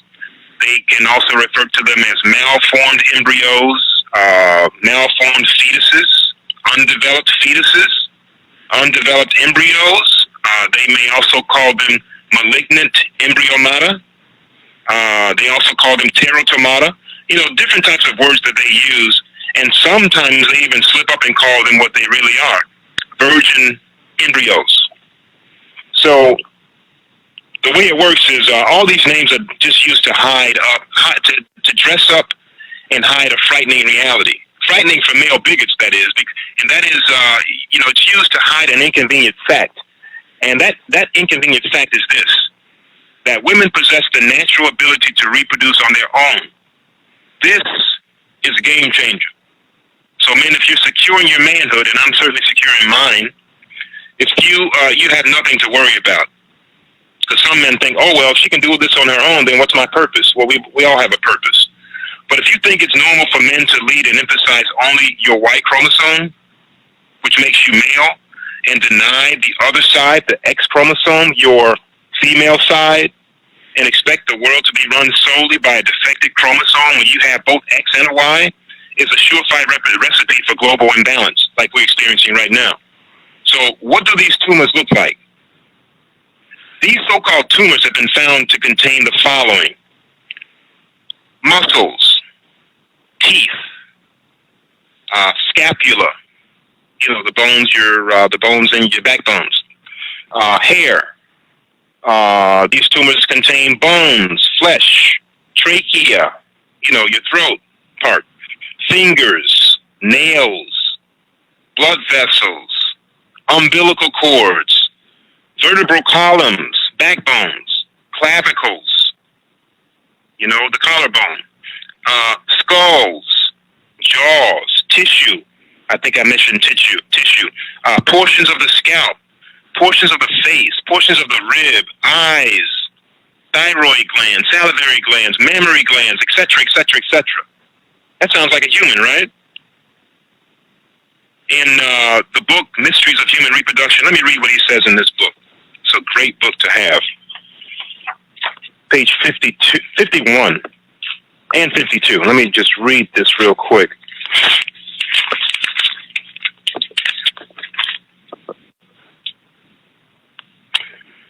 Okay, 51 and 52. Hold on just a minute. 51 and 52. 51 and 52. Okay, it says here, it is not generally known by the laity or the religious establishment. It is not generally known by the laity that medical literature contains abundant records of cases in which there have been removed from virgins, even males, both children and adults, undeveloped embryos and fetuses in various stages of growth. There is no explanation to account for this curious phenomenon except that through the operation of unknown forces, a human egg has been caused to parthenogenetically develop into an embryo in the body of a virgin. The most significant aspect of such cases is that they constitute an indisputable part of medical practice and hence cannot be denied even if their significance is not generally discussed or admitted by the medical profession. There are some who maintain that dermoid cysts represent an atavistic reversion to a primitive method of parthenogenetic reproduction by the division of the sexes, where the human race consisted of a single-sexed race of virgin mothers or parthenogenetic superwomen. That this is so is indicated by the vestigial breasts and other female sex organs in the male, indicating that in a remote past, all members of the human race were female and were virgin mothers. Dermoid cysts, therefore, represent an unnecessary attempt or an unsuccessful attempt by modern women to return to the original method of reproduction of the human species, parthenogenesis. Should a dermoid cyst reach full development, we would have a virgin-produced child. It is probable that many so-called dermoid cysts might do so if not operatively interfered with, under the erroneous belief that human parthenogenesis is not possible. It says further here that there is no evidence that all dermoid cysts are pathological. Some may be perfectly normal parthenogenetic embryos who were needlessly removed by operation under the belief that they could never develop into living children. However, the virgin mothers of England who developed such embryos to full term as normal children prove that this is possible, and I mentioned them earlier. So dermoid cysts are also known as teratomata, and the reader need only open the medical encyclopedia under the heading of teratomata to find an abundance of evidence of the occurrence of parthenogenetic development of the human egg in the bodies of virgins. Also, quote-unquote male pregnancy and quote-unquote male mothers are a part of this series of apparently unaccountable phenomenon which baffle our theories concerning the process of conception. And then he goes on to say here, you see here, go to the next page, read a couple more things.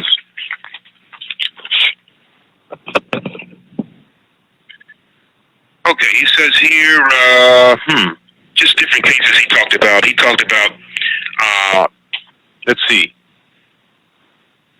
He talked about observing a virgin conceived embryo at an advanced stage of development, which, if it had attained maturity, would have been a fully formed child. It had 4 limbs, a head, and 3 teeth. He's talking about a specific case study. The bones and the feet and hands were easily recognizable. This would indicate that many so-called dermoid cysts rather than being abnormal and pathological manifestations, are identical with other fetuses, except that instead of arising from fertilized ova, they come from unfertilized ones, and their growth was not interfered with by the surgeon's knife. They would have reached maturity and have been born as living children, as happened in the case of the children produced by the Virgin Mothers of England, referred to in the first chapter. And let's see here. There's a case here of a fetus found in the abdomen of a young man. This describes a fetus in which an adult male, which had been deposited in the Museum of the College of Surgeons in London. In these cases, it is possible that a spermatogonia, or one of its derivatives, in its transformation into a spermatozoon, has parthenogenetically developed. And a spermatogonia is basically, you could probably call that the mother or the primordial sperm cell that matures and develops ultimately into sperm cells. Let's see, where was I here? However, Professor Loeb, that we alluded to earlier, we talked about earlier, Professor Loeb studied the problem as to whether a spermatozoon can parthenogenetically develop and obtain negative results. And then he says here, in reference to an article called Fetal Teratomata in a Child, in the Journal of the American Medical Association, December 9th, 1922, a case is recorded of a girl, 6 years old, who complained of occasional pain in the abdomen, but it was not thought serious, as she appeared normal. She was operated upon, and a tumor the size of a large orange was removed from the left ovary. The tumor, a dermoid cyst, contained a hairy scalp, a part of the upper jaws, and 6 teeth, such as those of a 3-year-old child. Similar cysts were found in 2 other children aged 3.5 and aged 3.5 and 11 years respectively. So that's what I wanted to read to you from this book, just to show you the science. Incredible science. Just put this book together here. So, there were also cases of women that had what they call unruptured, or what they call the scientific definition is, or term is imperforate hymens that haven't been perforated or punctured. Even women that had no external opening or visible appearance of a vagina. Some women have no appearance even of a vagina. These women had developed these dermoid cysts. And there were other cases of women with sealed vaginas. You know, lesbian women that with, clitoris is so large that it was even used as a penis. As well as fetuses removed from boys that I think I just mentioned.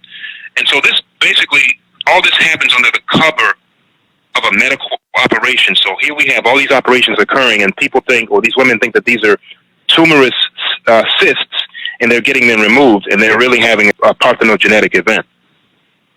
So as previously stated, the phenomenon of dermoid cysts actually represents a threat. An existential threat, if you want to call it that. A threat to the continued existence and hegemony or hegemony of the patriarchy.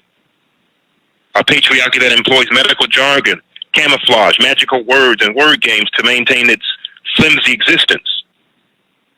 Look at it as an insurance policy against the reemergence of the matriarchy. That's what you could call it. There's an interesting article that I ran across also called "The Boy Whose Blood Has No Father." The Boy Whose Blood Has No Father. I'm not going to read the whole article. I'm just going to read a couple words just to show you what I found. The Boy Whose Blood Has No Father. It says here, in the closest thing to a human virgin birth that modern science has ever recorded, British geneticists last week described the remarkable case of a young boy whose body is derived in part from an unfertilized egg. The discovery has provided a rare glimpse into the control of human development and the evolutionary changes that made sex essential for mammalian production. Parthenogenesis, development of an unfertilized female sex cell without any male contribution is a normal way of life for some plants, insects, even lizards. Sometimes an unfertilized mammalian egg will begin dividing, but this growth usually does not get far. That's not true. But that's basically what I wanted to read. So we have the medical case studies. We have the biological facts. We have the genetic facts. And that would bring us to the case of human anatomy. You can't talk about parthenogenesis without talking about human anatomy. Human anatomy also indicates women having the ability to reproduce on their own and to bring into being the first planetary rulers. That's what human anatomy shows if you study it in depth. So let's look at human anatomy and finish up this section and see what we can learn about women pre-existing men and having virgin births. So points I want to make about human anatomy involve two things. One, you have the issue of incompatible design. Incompatible design. I'll say it again. Incompatible design. The second thing about human anatomy involves what we call correspondence. Correspondence. So in reference to incompatible design, what you'll find when studying human anatomy is something that's very perplexing. You'll find that it appears that animals are more efficiently designed for what we call sexual reproduction than their human counterparts. So consider this. Consider all the obstacles that are in place. All the obstacles that are in place to almost ensure that human reproduction will occur with difficulty that is not existed or non-existent in the animal world. You see, with human reproduction, in order to get to the promised land, if you want to call it that, he, and you know who I'm talking about when I say he has a hard way to go. You know, you guys know, y'all know who he is. That's the Lone Ranger. That's the individual sperm cell. Let's call him Mr. Spermatozoa. Let's even just call him the Lone Ranger. So the first obstacle to reproduction, the shield, or the frontline defender, if you want to call it that, that would be the hymen. Unfortunately, the shield has to be breached in order for reproduction to occur with humans. And the problem is a successful breach. Of course, that type of thing happens at a high cost. You know, it happens at the cost of force, blood, and pain, all of which falls on the female. Now, compare that same scenario to the animal kingdom. Did you know that in the animal kingdom, the hymeneal membranes, they do not exist? That barrier does not exist. Blood is not an issue, and there is no comparative level of pain. Then, of course, you know, the Lone Ranger has to contend with a foreign place, being in a foreign environment. That's the interior environment of the female organ. The female organ treats him, upon entry into the vaginal canal, like a foreign invader, like an alien pathological agent, you know, like some unwanted pathological agent, because the Lone Ranger and his brothers, the other sperm cells, his brothers, they're killed by poisonous acidic or poisonous vaginal secretions. And this same process is described in Baba Yanun's book, The Black Book, the Sacred Records of, also known as the Sacred Records of Atum Re, Part 1 and Part 2. In the Sacred Records of Atum Re, that is actually talked about. And not to mention, back to this journey of the Lone Ranger, there's a long tunnel that he has to deal with. That long vaginal tunnel that's separated from the uterus. So the whole construction of the cervix itself, you know, it's very long, it's very narrow, it contains many folds, many pockets, many wrinkles, all of which the Lone Ranger has to successfully navigate it's like a labyrinth.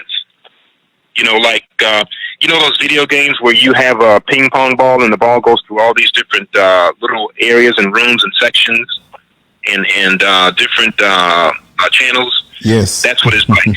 That's a labyrinth. So, of course, the Lone Ranger has to pass the cervical barrier to enter. That's another barrier. The uterine door. But that won't be possible because the cervix is sealed. You see, the cervical opening is sealed shut by a mucus plug, and that mucus plug denies entry. And of course, this barrier cannot be dissolved, but it can be dissolved, but only by certain types of sperm. And then there's another consideration for the Lone Ranger, and that is the size of the uterine mouth itself. It's so small, I'm told, that not even one sperm cell can wiggle its way through. That's how small it is. But in this case, it's only wide enough after a climax. And however, even if climax occurs in the female first, the uterus quickly closes and retracts, making it even harder to reach. And to further complicate things, you have the fallopian tubes. You know, they have a myriad of issues. You see, the Lone Ranger has to be strong enough to swim past the uterine blockade, as I call it, the uterine blockade. This is not easy because it is repelled by the opposing motion of thousands of microhairs in those tubes. So this downward flowing action makes it even harder for the Lone Ranger and company to travel from the uterus to reach the highly prized egg. So he has to actually swim against the grain. You know how hard it is to swim against the current? Funny how those hairs seem to be created solely for the delivery of female eggs from the ovaries to the uterine wall, and not to aid or facilitate sperm movement or sperm transport. And then, of course, there's the interior consistency of the fallopian tubes. The tubal walls, they are very sticky, and they actually inhibit easy sperm movement, and they actually inhibit sperm locomotion, easy sperm locomotion. But, of course, the ordeal is not yet complete, because should the sperm luck out and finally reach the Holy of Holies, the sacred egg, you know, there's one last major issue. The egg is covered by a type of armor. Armor in the form of an elastic, albeit a very tough membrane. You know, that, brother, let me interrupt. I'm going to run to the restroom real quick. So if you call for me and you don't hear me, just give me 3 minutes. I'll be right back. Just keep talking. Okay. Okay. Thank you. Yeah. So the Lone Ranger can penetrate this armor-clad membrane, but only with great difficulty. Now, contrast all these complications with female animals. Animals who lack all the external and the internal reproductive obstacles of human females. To start, you know, they don't have hymeneal membranes. They don't have hymens that require painful removal. They also experience no comparable level or amount of pain during the act. They also, the female animal genitalia are efficiently situated in a posterior position for easier access, while human females, you know, their genitalia are anterior position, they're frontal. You know, they're in the front, and thus you can consider that to be somewhat less accessible. So to date, the only known mammals with hymens are humans and a species of whales that I've run across, and that whale uses this structure to keep seawater out. So besides that, to my limited knowledge, I know no other animals have hymens. And additionally, animals seem to employ more of an express train method of reproduction. And in this express train method of reproduction, the female uterus temporarily elongates and widens, and it reaches towards the male member during the act. And then it uses a suction power to extract a few drops of seminal fluid before using their vaginal muscles to expel the male member, basically kick it out and return it to its original position. And that would basically be efficient because it bridges the distance between the vaginal canal and the uterus of the animal. And it's also economical for the male by minimizing excessive loss of his vitality, because that's where your vitality is, and it's in your sperm. So this basically completes the first point I wanted to make about what some would refer to as a human incompatible design. And also all this basically illustrates that nature works to facilitate reproduction, not to obstruct or to inhibit reproduction. You see? And I did also mention, in other words, you know, our current form of reproduction works, of course, but compared to animals, it's obviously not as easily accomplished. And this proof pretty much lends it lends credence to another method of reproduction being in place before all this, and that reproductive method being parthenogenetic in nature, where women produced or reproduced on their own. And this is what I mean by incompatible design. And of course, the second point and the last point in human anatomy that confirms female self-reproduction is the concept of correspondence. The concept of correspondence confirms the power or the ability of females to self-reproduce. So what is correspondence exactly? From a reproductive standpoint, basically what it means is that women and also men develop from the same precursor tissue. You know, it means that men and women have the same reproductive organs, only designated as male or female at a later point in fetal development. And this is why it's said that females and males have corresponding sexual organs. You know, they are said to be, the scientific word is homologous. Homologous. Of course, the prefix homo means same. Homologous, or of the same embryonic origin. So they come from the same place. So let's examine the similarities between male and female sexual organs to drive my point home. Think about the male or the female uterus versus the male prostate. Did you know that the female uterus is equivalent to the male prostate? The female uterus is inside the vagina. You know, you have what they call the Skene's glands.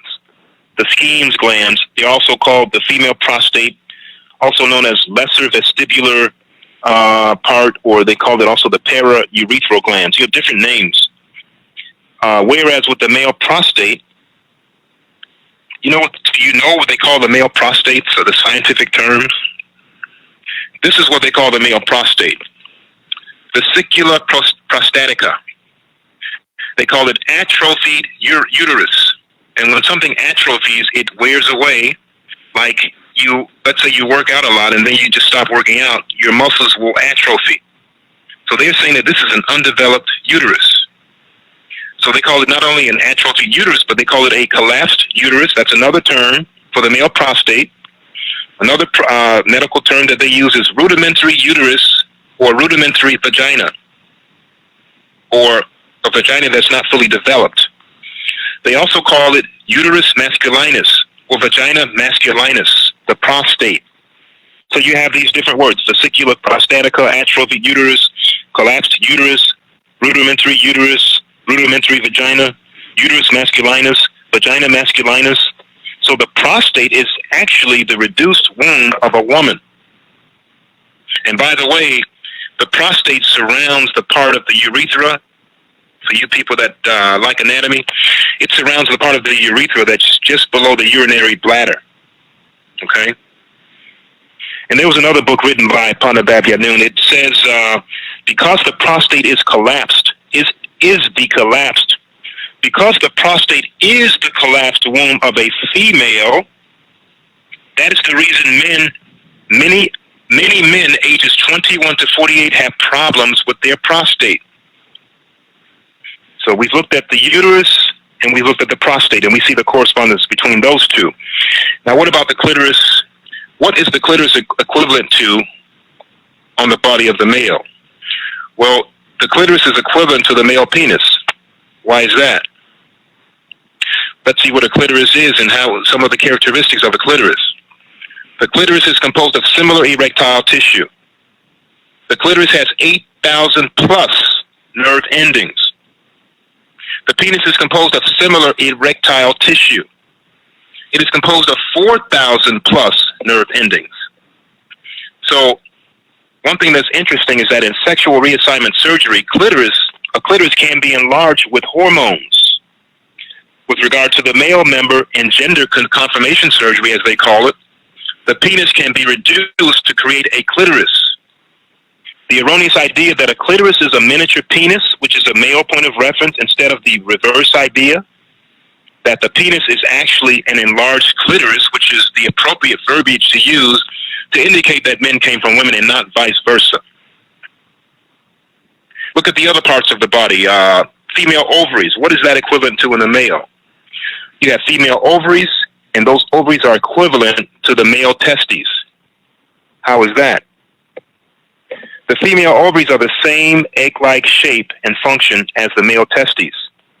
The female ovaries produce egg cells, which they call gamete production, G-A-M-E-T-E, gamete production. The testes, on the other hand, are encased in a scrotum sac. They're nothing really but descended ovaries that descend when developing in the womb of the mother, because they're usually in a higher position, indicating that they're supposed to be a female. And then, with the presence of testosterone, they descend. That's why they call the testes descended ovaries, because the testes are lower, and the female ovaries are higher in their abdominal region, lower abdominal region. So the testes is the place where sperm cells are produced. The ovaries is the place where egg cells are produced. So when ovaries produce egg cells, that's called oogenesis. Oogenesis. O-O-G-E-N-I-S-I-S. Oogenesis is the name that they use. The testes, you could look at that as the production of sperm cells is called spermatogenesis. So you have oogenesis in the ovaries, and you have spermatogenesis in the sperm cell, or in the testes of the male. Oogenesis in the ovaries of the female, and the spermatogenesis where the male sperm cells are created, the manufacturing plant where they are created, they have equivalent there. So there's equivalence between the ovaries and the testes.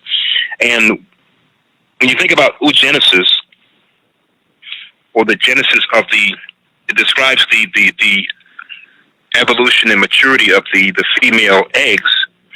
Oogenesis starts with what they call oogonia and oogonium, which just basically means the plural and the singular form of the primordial egg cell.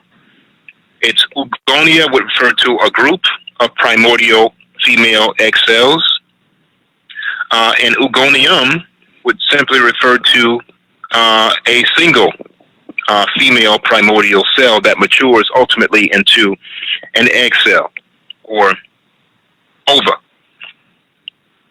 So the process of oogenesis starts with a mother cell that multiplies and subdivides. It matures basically and grows to be what they call a primary oocyte, OOCYTE.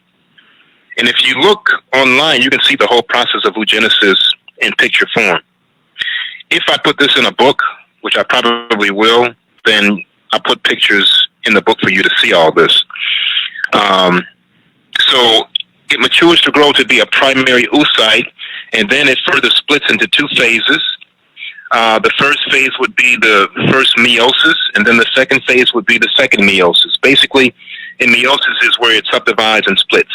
So basically, it starts off as this primordial cell.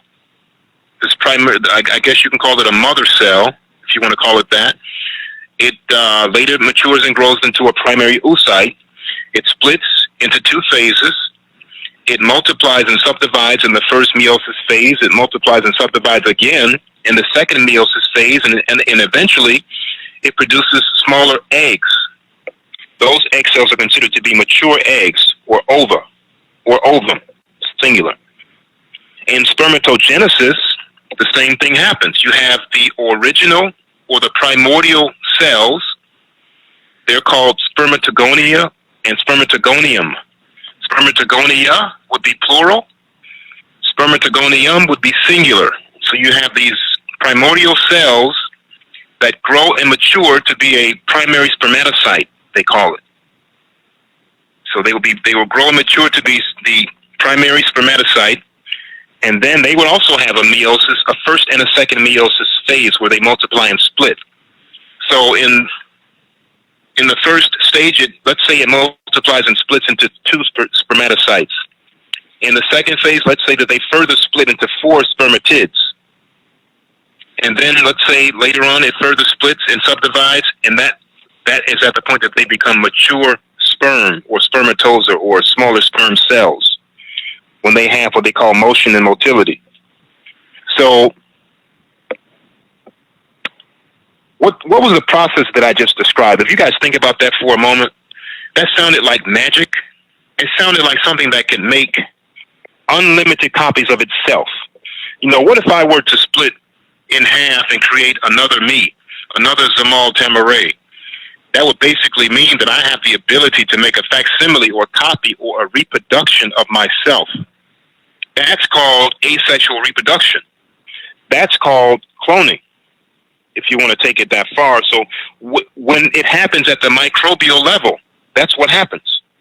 This shows you that what happens at the micro level or the microscopic level, the microbial or the microcosmic level, can also happen in the larger macrocosmic level, the level that we're on.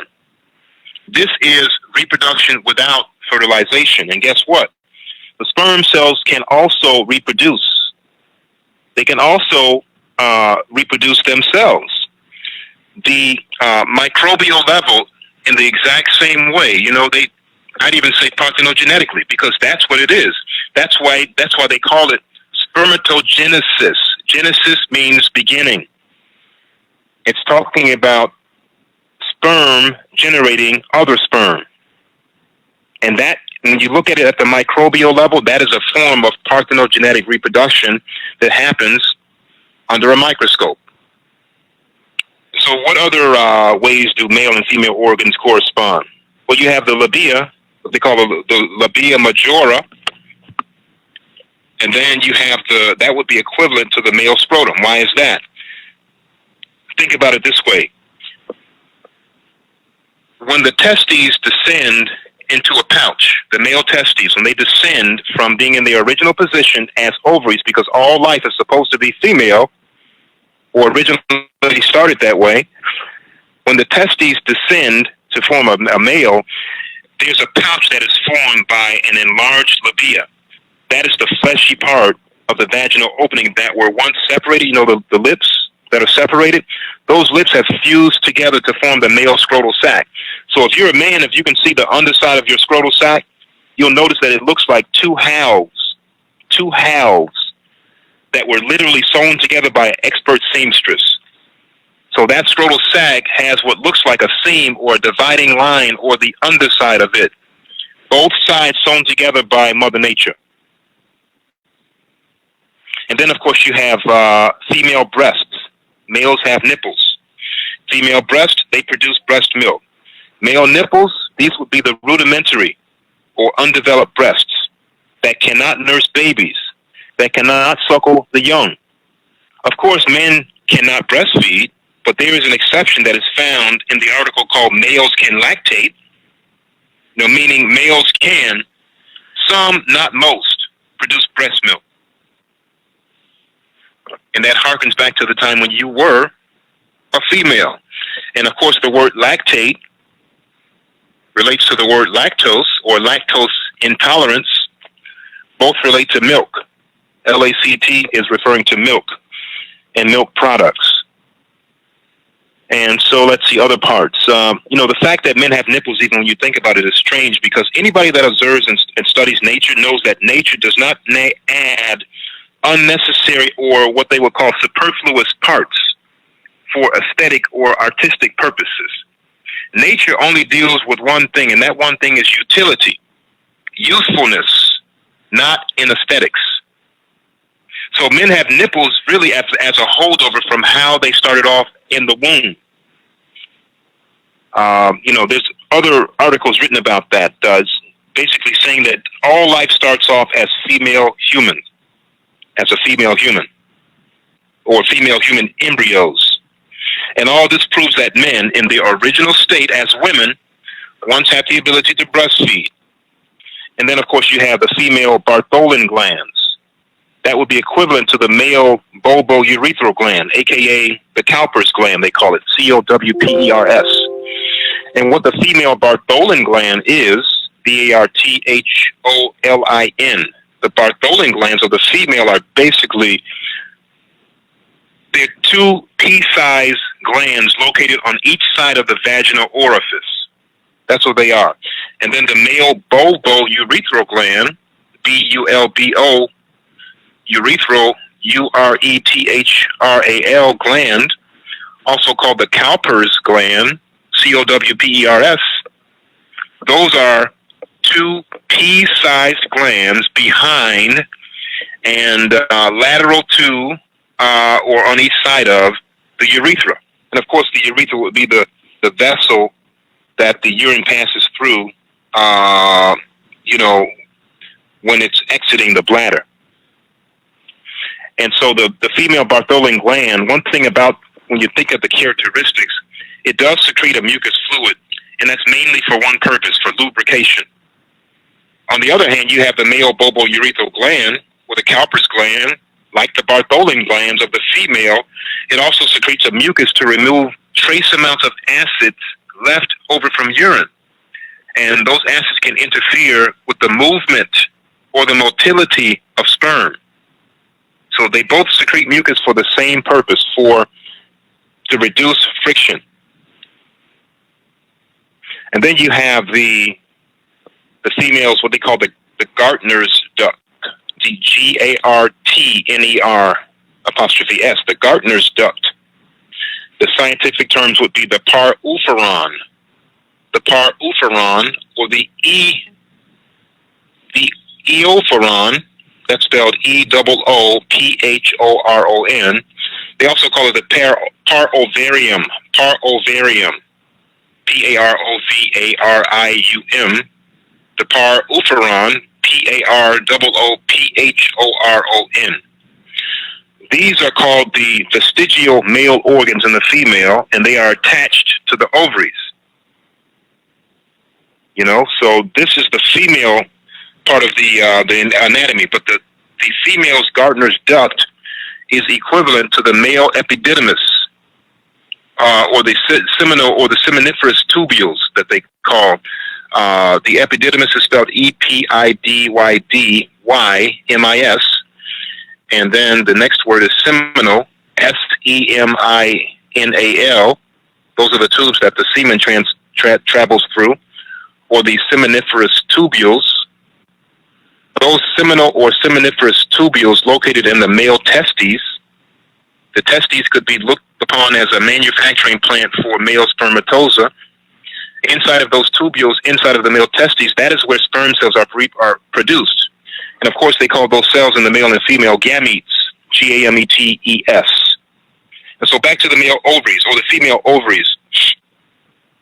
That part that I talked about, the Gartner's duct, the paroophoron, the eophoron, or the parovarium, that's attached, the part of the female anatomy that can, according to the writer of Mysteries of Human Reproduction and actually other scientists, it can become functional at times and produce sperm in cases of what's called arenoblastomata, spelled ARRHENBLASTOMATA. In cases of a condition called arenoblastomata, ARRHENBLASTOMATA. In cases of arenoblastomata, a woman can produce sperm. So what is arenoblastomata? It's defined as a rare ovarian tumor that secretes male hormones, testosterone, and causes virilization of the female. They say it's a rare ovarian tumor that secretes male hormones, secretes testosterone, and causes virilization. What is virilization? Well, virilization is related to the word virility. When a man is virile, he's virile and strong, and he's able to reproduce. So what they're saying is that this tumor secretes male hormones, testosterone, and it causes the virilization of women. It causes them, or it causes the inducement of secondary male characteristics like a deep voice and facial hair. That's what they're talking about. And doctors have even stated that women's ability to produce like this does occur. So women have been known in cases of this arenoblastomata under sexual excitement to produce spermatozoa. And then, of course, you have the female fallopian tubes. Female fallopian tubes are two actual tubes. That corresponds to the male, what they call the male urethral duct, or the vas deferens is the more familiar term. The vas deferens, VASDEFERENS, or the urethral duct, corresponds to the female fallopian tubes because both fallopian tubes in the male have been merged together, as opposed to being two female fallopian tubes. It's now one male urethral duct or one male vas deferens. And then, of course, you have the other part, the labia minora, that corresponds with the male urethra. And then, let's see, so basically, with all the correspondences in male and female anatomy being quite clear at this point, it's really kind of impossible to avoid the irrefutable fact that all human life originates from a feminine template, and that all male sexual organs are mere variations of the females. And with all this talk about genetics, male and female origins, about life beginning as a female, the one issue that will definitely come up is the issue of homosexuality. Bound to come up in a conversation like this, and I think it's definitely appropriate to even address that. One of my questions was always, what causes male homosexuality? What causes female lesbianism? Panabab Yanun actually answers this on page 55 of a book written many years ago called The Dog Book. It's about the dog, and it's also about human genetics. Let's see here. On page 55 of The Dog Book, this is what it says.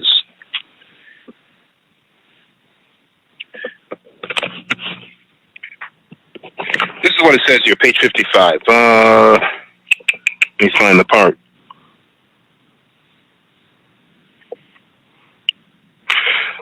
Okay, the question is asked in the book, how does homosexuality come about? The answer. First of all, you must establish that there are various forms of what is called homosexuality today. There are those that are born with the spirit of a woman in the body of a man, which is the one way, or which is the one we will deal with here. Not to be confused with those by conversion or persuasion. That is, many homosexuals become homosexual by force, as in prison and in the military, or molestation. Some by peer pressure, others by an attempt to act proper or sophisticated and end up appearing to be soft or gay, attracting the gay crowd or friendly or friend, and eventually decide that's what they want to be. That's their preference, and it's all right. In the case when a homosexual is living in a female body, this happens before they are born, and this is why they can go all out of their way to get a sex change, which may appear extreme to you, but they are not satisfied until their mind and body are one in gender. Let me explain how this happens. At the beginning of their development as a zygote, only a small amount of testosterone is secreted, just enough to make testes form on the developing embryo, but not enough to exercise proper brain chemistry and pituitary gland balance. Thus, homosexuality occurs naturally. This has nothing to do with the conversion of homosexuals. In some cases, one is converted by being raped by a member of their own sex, and still in other cases, one is fondled by a member of their own sex. It is more prominent in Caucasians than any other race on the planet. In fact, the ancient Greeks are known for their homosexual activities. So basically, he's saying that in the development of homosexuals that develop naturally, in this case, it happens because in the development as a zygote, only a small amount of testosterone is secreted, but only enough to make the testes form on the developing embryo, but not enough to exercise proper brain chemistry and pituitary gland balance, which causes homosexuality to occur. And that was an answer that I never got from anybody else on the topic of homosexuality. As a matter of fact, this is what is taught about homosexualities. If you've ever heard of the story of Sodom and Gomorrah in the book of Genesis, I think I want to read that for you at this time. He wrote about that in a book called The Genetic Kiss, which deals strictly with genetics. Genetic Kiss. Genetic Kiss says on page 24, in reference to Sodom and Gomorrah, where it talks about the homosexuals in the Bible and how that has been used as a weapon against homosexuals. Again, I'm not promoting homosexuality. I'm not a homosexual. I like women. But I'm just reading you what we have in the book here. says here, homosexuality is not done by conversion. One is born that way, in this case, be it male or female. It is not a choice, it's nature. In the Bible and Quranic, it is the Bible and Quranic believers who use their unproven books and Genesis chapter 19 and based it on wrong translations of words like Sodom, which does not mean strange sex acts or homosexual acts, as you see in the dictionary. Sodomy means, in the dictionary, unnatural sexual intercourse between males or anal intercourse. They took a Hebrew word and gave it their religious meaning, which is, as you see, is not what it translates as. Sodom means burning. If you refer to the Hebrew Strong's number 5467, all of the words in the Bible are numbered.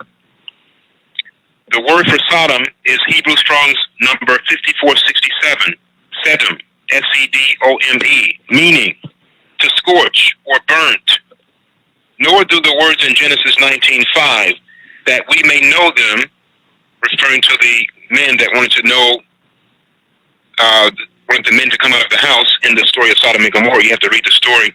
Has nothing to do with sex. Strong's number 3045 says yada, Y-A-D-A or Y-A-W-D-H, which means to know, to perceive, to understand, or acquire. But the Christians say that the word, we want the men to come out so that we may know them, means that it's saying that the men or the angels are saying that we want the men to come out so that we can have sex with them. That's not what is said in the Bible, because when you're reading the Bible in the English and you don't understand the language that came before that, you're reading another man's doctrine and you're stuck in the box or the dogma of another man. It says here, it is not anal or oral sex as a word. Think. If Lot, because in this story, there's a story of Lot, is protecting some men that are in his house, and supposedly, according to the Bible story, Lot is protecting these men from homosexuals. If Lot protected asexual angels from male homosexuals, if Lot in Genesis 19:12 says, and the men said to Lot, so these were men, they claimed these men were homosexuals. In verse 7, Lot says, I pray you, brethren from brothers, males, do not do so wicked or spoil or good thing for nothing. From the Chaldean strong number Reha, meaning to break or bruise. And basically what it's saying is that this word that they've been using, people have been trapped in mistranslations of the Bible, and they have been taking these stories and giving them meanings that they don't even have. It says here that if you look in Genesis 3:5, it says, for God does know that in the day ye eat thereof, referring to Adam and Eve eating from the tree of the fruit of good and evil, in the day that you eat thereof, your eyes shall be open, and you shall be as gods, knowing, the same word, Yada, spelled Y-A-D-A-H, is used in Genesis 19:8, to know them. And that's Hebrew Strong's number 3045. And it says here, if these, let's see here. It says, now look at this. These were men, it says, brethren, males, and they claim homosexual men, asking for the two males in Lot's house. Now look at this point in verse number 8. Lot says, behold, now I have two daughters. Why would Lot offer two females, women, girls, to homosexual men? And don't say it's because he doesn't know their lifestyle, because he chooses to live among them. No man knowing homosexual man will offer to a homosexual a female. Lot did not see these men as homosexuals. He saw them as men. The same word, knoweth, is used in Psalm 1 verse 6. So they use their mistranslations to hate, beat, and even kill others. And basically that's what I wanted to say here. I just wanted to point out that since we're on the topic of genetics and reproduction and genesis of human life, the concept of homosexuality will obviously come out. So like I mentioned before, personally I am not that, because my hard work or hard wiring attracts me to women.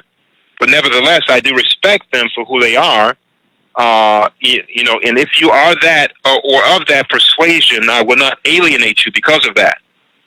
And although I respect you, you know, as long as you stay in your lane and, you know, I'll stay in my lane, I am also anti the imposition or the superimposition of a one-size-fits-all type of homosexual orientation on a largely heterosexual population. And that certainly doesn't help if they are chemically effeminizing our men and causing an unnatural upsurge in homosexuality. But nevertheless, if you are lesbian or homosexual, you are basically black first and a sexual orientation second. But if you're down with your culture, then I'm down with you. And I'll afford you the same level of respect as anybody else. And so what about people that have male and female organs? Those are called freaks sometimes. They're called hermaphrodites and hemaphrodites. They're people that actually walk around that have both male and female organs. That's what they're called.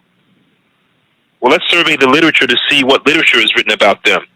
As a matter of fact, I did read a book called Parthenogenesis by Den Poitras. That's in the first list of books in the first part of this series.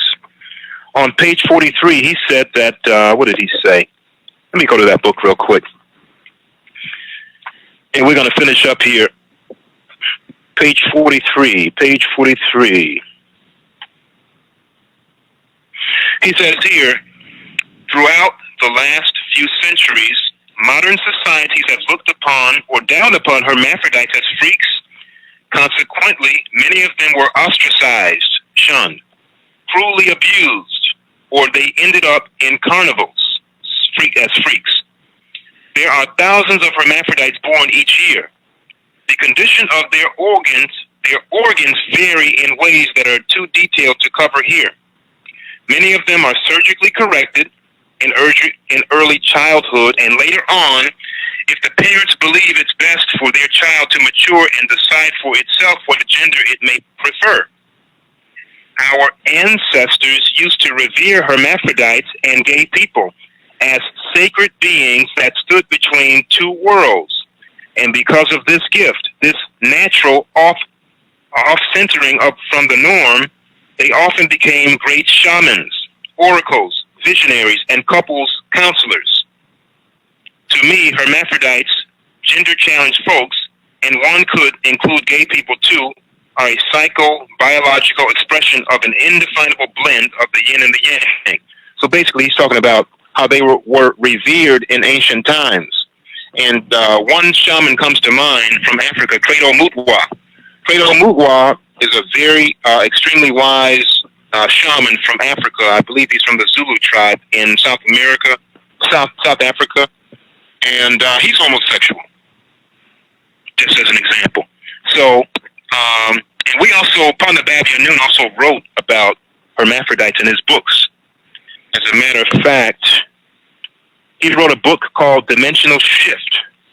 I want to read what he says about hermaphrodites.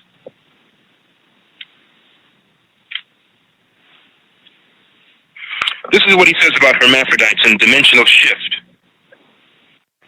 He says this: in the first seedings of the physical creation on Earth, there were 24 beings incarnated, 12 from Sirius, females, and 12 from Orion, males. They were manifested out of their own root races, morphogenetic forms. Both gendered races, all females and all males, represented in equal standing to populate the planet to progress through their lineage. However, being the Sabatu or the Orions, the females were pure XX, and the Syrians, the males, were pure YX in their chromosomal makeup. Their first offsprings came out XYX and YXY, which is hermaphroditic and hemaphroditic. The neuter gender, dual souls of hermaphrodites and hemaphrodites, who at first could not give birth or reproduce. The Syrians and Orionians had to mix their own DNA in order to give birth, who became hormone sexuals, which later became known as homosexuals, and all the in-between.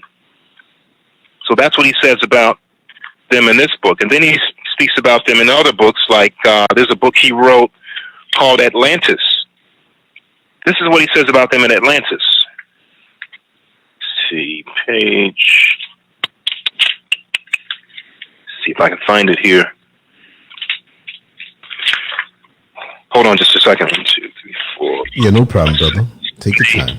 9, 10, 11, 12, 13, 14, 15, 16, 7. Oh, here it is right here. Okay, this is about hermaphrodites. Okay, he said that the hermaphrodites are the protectors of the gatekeepers XYX and YXY in chromosomal makeup. They are the guardians of the way to the stars. The hermaphrodites, the hemaphrodites, whose bodies at birth vibrate on twice the resonant frequency. They vibrate with themselves twice and raise their body frequency.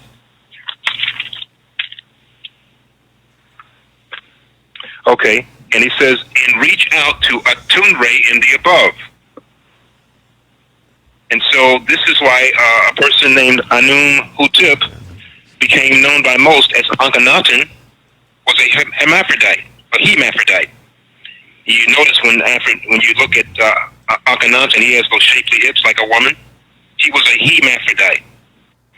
And his chosen consort was Nefer-Nefur in Atun, known by most as Nefertiti or Nefertiti of mixed Hebrew seed, yet a hermaphrodite. So he was a hemaphrodite, she was a hermaphrodite. They together vibrate on a very high frequency and relocated to a place called Akat Atun, or the horizon of the Atun, also called Tel El Amarna, sometimes just called Amarna, on the east bank of the Nile in the middle of the land. This site was to be the vortex to Atun, Aten, or Atan, above. The golden child was born of Akhenaten, and his true wife, he had another wife named Kia, sometimes called Tia. This was Pa-Masa Kares, the Messiah named Sahuti Ankh Amun, or Tut Ankh Amun, which means living in the image of Amun. This name was his own mother's choice. Tut Ankh Amun's hermaphrodite father, Akhenaten, disagreed with the worship of Amun-Re for Atun-Re, to the anger of the priest of Amun. So Akhenaten changed his name from Tutankhamun to Tutankhatun. His throne name was Nabkap-Re, MK, or Nebkep-Tearura. As you can see in this throne named Master of Kaf-Re, or Re, the key to the gateway, the middle pyramid, first Khufu, second middle Kaf-Re, and third Menkaure. The gateway links to the middle star of Orion's belt. They're talking about a stargate. The golden child would stand in the center with 2 hermaphrodites and 2 hemaphrodites. That is 4. Each have the power of inner resonant frequency, and 2 times 4 equals 8, or the cube within the cube. Power to open the vortex and even transfer matter and cells. This was prevented by those who do not know the hidden wisdom of or the hidden wisdom of neuter beings, without whom you cannot open or find the gateway. So he's saying that these neuter beings, these hemaphrodites and hermaphrodites, have a purpose, and their purpose was always used to open up the gateways because they have a double resonance, more so than the average human. And that pretty much completes this segment of, I went overtime, in terms of what I wanted to do, but I thought it would be just a better idea just to complete this. And this way, we're done with this whole section, and the next section will just cover in great detail exactly what factors cause women to lose their powers of global or planetary governance.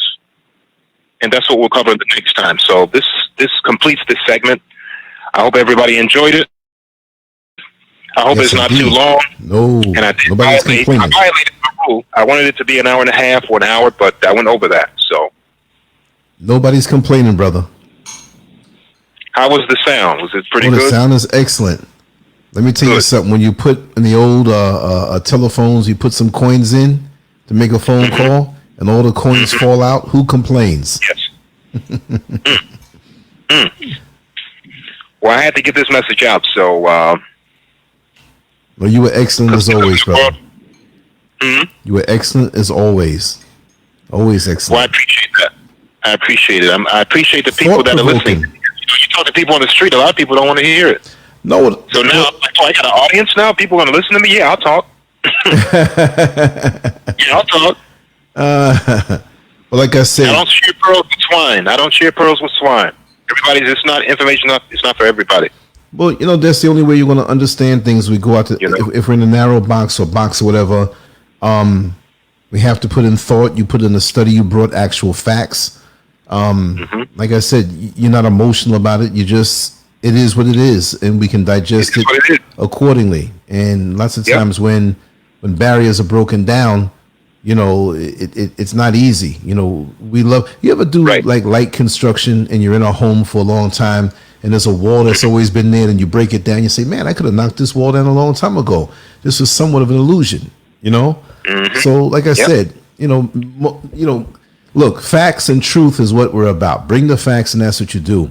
Many a person, because they brought something wrong, messed people up for generations. Brought about a lot of dysfunction. So we have to face the facts. Then we can deal with our own selves and our own emotions. We don't have to like certain things, you know what I mean? But just bring the facts. And that's one thing that I know that we benefit, that if you talk for 2 or 3 hours, look how many hours you put in study to understand what it is that's out there, and reason, and just that righteous study. Took many hours, man. Many sleepless nights, many late nights, many early mornings. Many times you wanted to go out and didn't, because you read in the way you present it, and you also offer references. You understand? Got to. Yeah. Got to. Yeah, this is a labor of love. This is not work. No, right, exactly. I was born to do this. I know that. I'm built for this. There you go. This is what you put here for. Specifically built for this. Yes, I'm built for this. That's right. And that's a fact. Yep. And I appreciate all that you do, and I appreciate who you are. And like I said, it's awesome, man. And you touch on so many different types of topics that are not even, everything's related, but it's not just a religious thing. It's not just a science thing. It's not just a race thing. It's something that it's just so wide and vast. And so you take us on the trip. It's almost like I remember 6 years old, having a subscription to National Geographic, and the pictures blew me away more so than the reading. But then I got into that, it expanded my mind to see different worlds out there. Yeah, I love that. I love that. I love nature. I love the pictures and the they call it the entomology, the study of insects and nature and all that stuff. I love it. But I definitely want to talk to you guys about nature and the importance of nature, and that will be very, very, very eye-opening for a lot of people. Very important. So we've talked long enough. I'd like to stay on, but I want to keep the segments short. No, I understand. I don't want people to be deterred when they see it and they say, "Oh, 4 hours now. I don't want to listen to that." So I hope it came out loud and clear. I can't really see. I hope the audience enjoyed this presentation. Everything's good, brother. Well, the next presentation is going to cover the history. Very interesting information, and it's probably going to be in 2 parts. And that will talk about how she lost her planetary powers of planetary governance. They're very detailed. And we're going to get that. We're going to knock that out, and we're going to knock out a lot more, as many as we can. I'm going to try to keep you on that as long as I can, because I'm going to love hearing that one. Yeah, very interesting. Very interesting. So people have the research. Now they can do their own research and teach me something. I'm looking forward to that. I'm high right now after hearing all the information, man. So if I sound a little lethargic, it's only because of that reason. This information feeds you. Yeah. Makes you forget about food. This is sustenance. We're so busy feeding the physical body. That's right. That we forget and neglect to feed the soul and the mind. That's right. That's right. Because this gross matter that you call the physical body, when you leave this place, if you're too physically bound to this planet, you're going to stay right here. Your vibrational state of existence will be right here. And you won't be able to graduate. No. And that's what these people don't understand. So the letting go has to happen before the point of transition. The letting go of, I call it having your bags packed, being ready for the trip, the next level. You gotta travel light. Yeah, and travel light, not be attached to many things or anything, and always understand where you are in the moment. That's very, very important. Many people are so caught up in this illusion on this level that's going to last how long? We're going to be out of here longer, way longer than the time that we're here. You know, so if we're caught up in this, then we're going to miss out. That's right. But there are lessons. There are lessons and information that we have to gain here that I just have a feeling that it's going to hone us for that next level. You know what I mean? Mm-hmm. Yeah. Yeah, we have to know before we go to the next level. And you want to communicate with your ancestors before you go to the other side, because they're going to help you on the other side. And it's just like an orientation. You're orientated on this side, and you need to be orientated on that side before you go there. You need to know what's going on. Otherwise, you could be used over there too. That's right. And that ain't happening with homie here. That ain't happening. You got a lot of strange people out here, man. I got to tell you, in YouTube land, and you know, I don't know what they come around for. It's strange. So that's why, you know, move the way you do, man. I'm glad that when we first connected, you said, listen, I'm not looking for attention. I'm not looking for notoriety. I'm not looking for anything else except to share this information under the cover of anonymity. And you know, like I said, there are people who they come around different channels. They're strange. They have issues. I don't mean to throw off like that, but if you know, I'm speaking to you, but I'm speaking to somebody else too. It's crazy out here in these YouTube streets, man. I'm telling you. I know. It is. That's why you have to stick with your inner circle, your team, those who you know, those who are proven. Like right now, I'm sitting here and I'm looking at Miss SCURV and Brother Quako's soon. I'll lay my eyes on him. He's got things to do. Brother Quako's there too. Oh no, he's not here right now, but he'll be here soon. But what I'm saying is that, you know, you got to stick with that inner core, because people come and go and have all kinds of hidden agendas and secret motivations, and you can't put weight on them. And we don't know what their purpose is, but we can't waste time trying to figure it out. You just see it and you say, oh, there's another one. You know what I mean? That's true. I've been out here for 20 years online, man. I've seen it all. I know.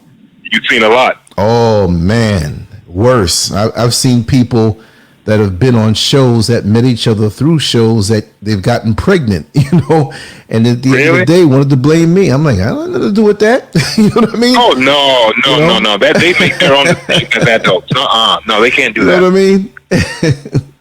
So everybody nobody wants to take responsibility. That's why we're in the position that we're in right now as a planet. Yes, that bipolar thing going on. The wind blows this way and the wind blows that way. I'm going to be here, and I'm going to continue to do what I'm put here to do. I'm not trying to walk down anybody else's path. Like I said, we work good together. You bring this information. We have the platform. You know, you have a line cook. You have the chef. You have different people in the kitchen. You have the waiters. Everybody has a role, and nobody complains or wants the role of somebody else for whatever reason. You have to be into the joy of the process. The joy of the process. I am happy where I am and what I do, and I hope everybody gets a lot from it. And like I said, I am who I am. I don't try to, you know, if it was required of me to clean everybody's toilet and they said this is your task for the day or for the next 10 years, I'll accept it. But there's no whatever I have shakiness in me. You know what I mean? But anyway, my brother, I'm gonna let you go, and I'm gonna head on down. And hopefully I'll get the call from Brother Mike Hamer, I'm going to go and record a segment with him. And when I do, I might go live again and bring people to live feed with him. They enjoyed that the last time we were out in the street. And then I'll come back again and, at some point in the evening, do another live show. And I have something that I've uploaded from earlier this morning. And we're going to keep the work flowing. I'm not about the posturing. We're about the work, about the real thing, So it brings me great joy. And those types of people are few and far between. When you find those people, all you need are a few to affect major change. Yes. Because all the other people are dead weight. Well, right. Or posturing, like, it's just, I don't know what people want sometimes. They, if you say here's 3, they want 6. If you say here's 10, they want 20. I don't know what that's all about. Put in the work and you'll get to where you want to go. There are no shortcuts in this thing. There's no, I keep it airtight. I used to be a little more open, but no, I keep it airtight. And when you get annoyances, like a little gnat comes around, you just get rid of them because you don't want to be distracted from the greater good that has to be done. I see far in advance, and it's just like watching TV. You say to yourself, is this something really important that I need to see? Is this something that is going to affect me 5 years, 10 years from now? Then we don't need it, and what's the walk of those around you? If you have people around you who want the look of the walk and not really, walk the walk, they just want to talk the talk. When it's time to get down and dirty, not too many people are going to be around you, brother. So you'll learn that. Oh, yeah. You're doing it right. When I came out online, I should have did the same thing. Let me just stay anonymous and do the work. Enjoy the work, and then you don't have to worry about, the entities. Yeah. But, brother, Mr. Scurv has a little something for me to eat. I'm going to eat it. And it's been an absolute pleasure. And if you call me later tonight, trust me, we're going to get on. If you call me tomorrow, we're going to get on. This is all day, every day. I waited for this time in my life for it to be that way, and it's here, and I'm thoroughly enjoying it. And you've made it even more sweet because of it. Oh, me too. I'm thoroughly enjoying it. Thoroughly. I'm having as much fun as you. I feel like Muhammad Ali doing the shuffle in front of an opponent that's trying to hit me, and I'm saying I'm the greatest of all time. What's my name? Boom, boom, boom, boom. And they try harder, and they get mad, and they get more frustrated, and they get crazy. But certain things don't work on me because I'm the greatest of all times. I've been doing this for a long time. You sound like Ali. Yo, I'll tell you one thing. I'll do Ali any year of his career. You tell me the year, and I'll tell you the when he was slurring when he was young. I could do it that way too. I like when he was starting to slur. It was a little funny. I'm not making fun of him, but it was a little funny. But anyway, brother, let me run and get this food. And we're going to do our thing. You guys have a wonderful day. Yes. Nice communing with you again. Yes, thank you so much. I appreciate everything. I really do. And send me some links for whatever books you refer to. I have the other ones. I'm about to put those up. And also, I'm going to let everybody know that on Melanin Envy, I'm adding in all the countries in Africa. So if you're anywhere in the motherland or have any interest there, we want to populate those too. We have all the states in America. And to sign up, we have the Sisters, Progressive Sisters United room. We're going to do something for the brothers. We're going to have some secret rooms. Also, I'm going to do a Zamal Tamaray room on Melanin Envy that you can go to. Well, hey, check this out. Yes. I sent you a lot of the books already. No, I already have them. I'm going to put them up. And put them up, and then I'll put the other half of the books up when I do the last one, because there's another set of books. Exactly. Whole other books. So, put that up. Put the link up for the bookstore where they can get the books. Yes, I have that. I know Chicago's hurting right now, so Chicago needs a lot of help. Oh, yes. You know it. And then the link for the Facebook link that I mentioned about Panabab Yanun, Dr. York, is repatriation and how people can help. Yes. Because he's a falsely imprisoned man. And if you want to know more about that, I did we talked last night about that, and I talked a lot about that. And how they lied and defamed this man and put him in prison on false charges under RICO. They used RICO charges to put him in jail, but RICO charges are for racketeering organizations, which is not what we were. We're not racketeers. They couldn't get him on the false charges of child molestation. None of all of the children said no, and then the people that were involved in the case, the star witness of the case, recanted her testimony twice. Yes. This is the man that's writing these books. They don't want this information to come out. That's the problem. Well, we're going to help it get out. That's what they do, and that's what they do, and this is what we do. So let them bring it. Let them bring it. Well, we're the students of the hour. The students of the hour, we're getting the information out. That's right. We'll get it. That's good. That's good. I want the whole world to know this. The whole world. So I hope some people from Africa are listening. I hope some people from everywhere they're listening. Oh, yeah. But anyway, I'm going to check it out later and see. But yeah, put those links up for me. You got the books already. Yes. Yes. And I'll follow up when I do the last segment or two. It's probably two parts. We'll put those books up, and then they'll have all the books. Okay. Thank you so much. Thank you so much, brother. All right, brother. You have a nice day, and I appreciate it once again. You too. Okay. All right. Have a Much love. All right. Peace. Bye-bye. All right. Bye-bye. Bye.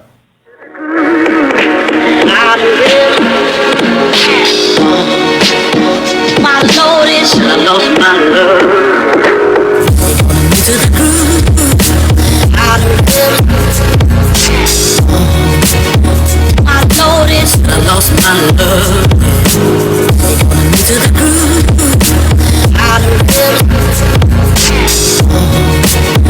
My Lord is I lost my love.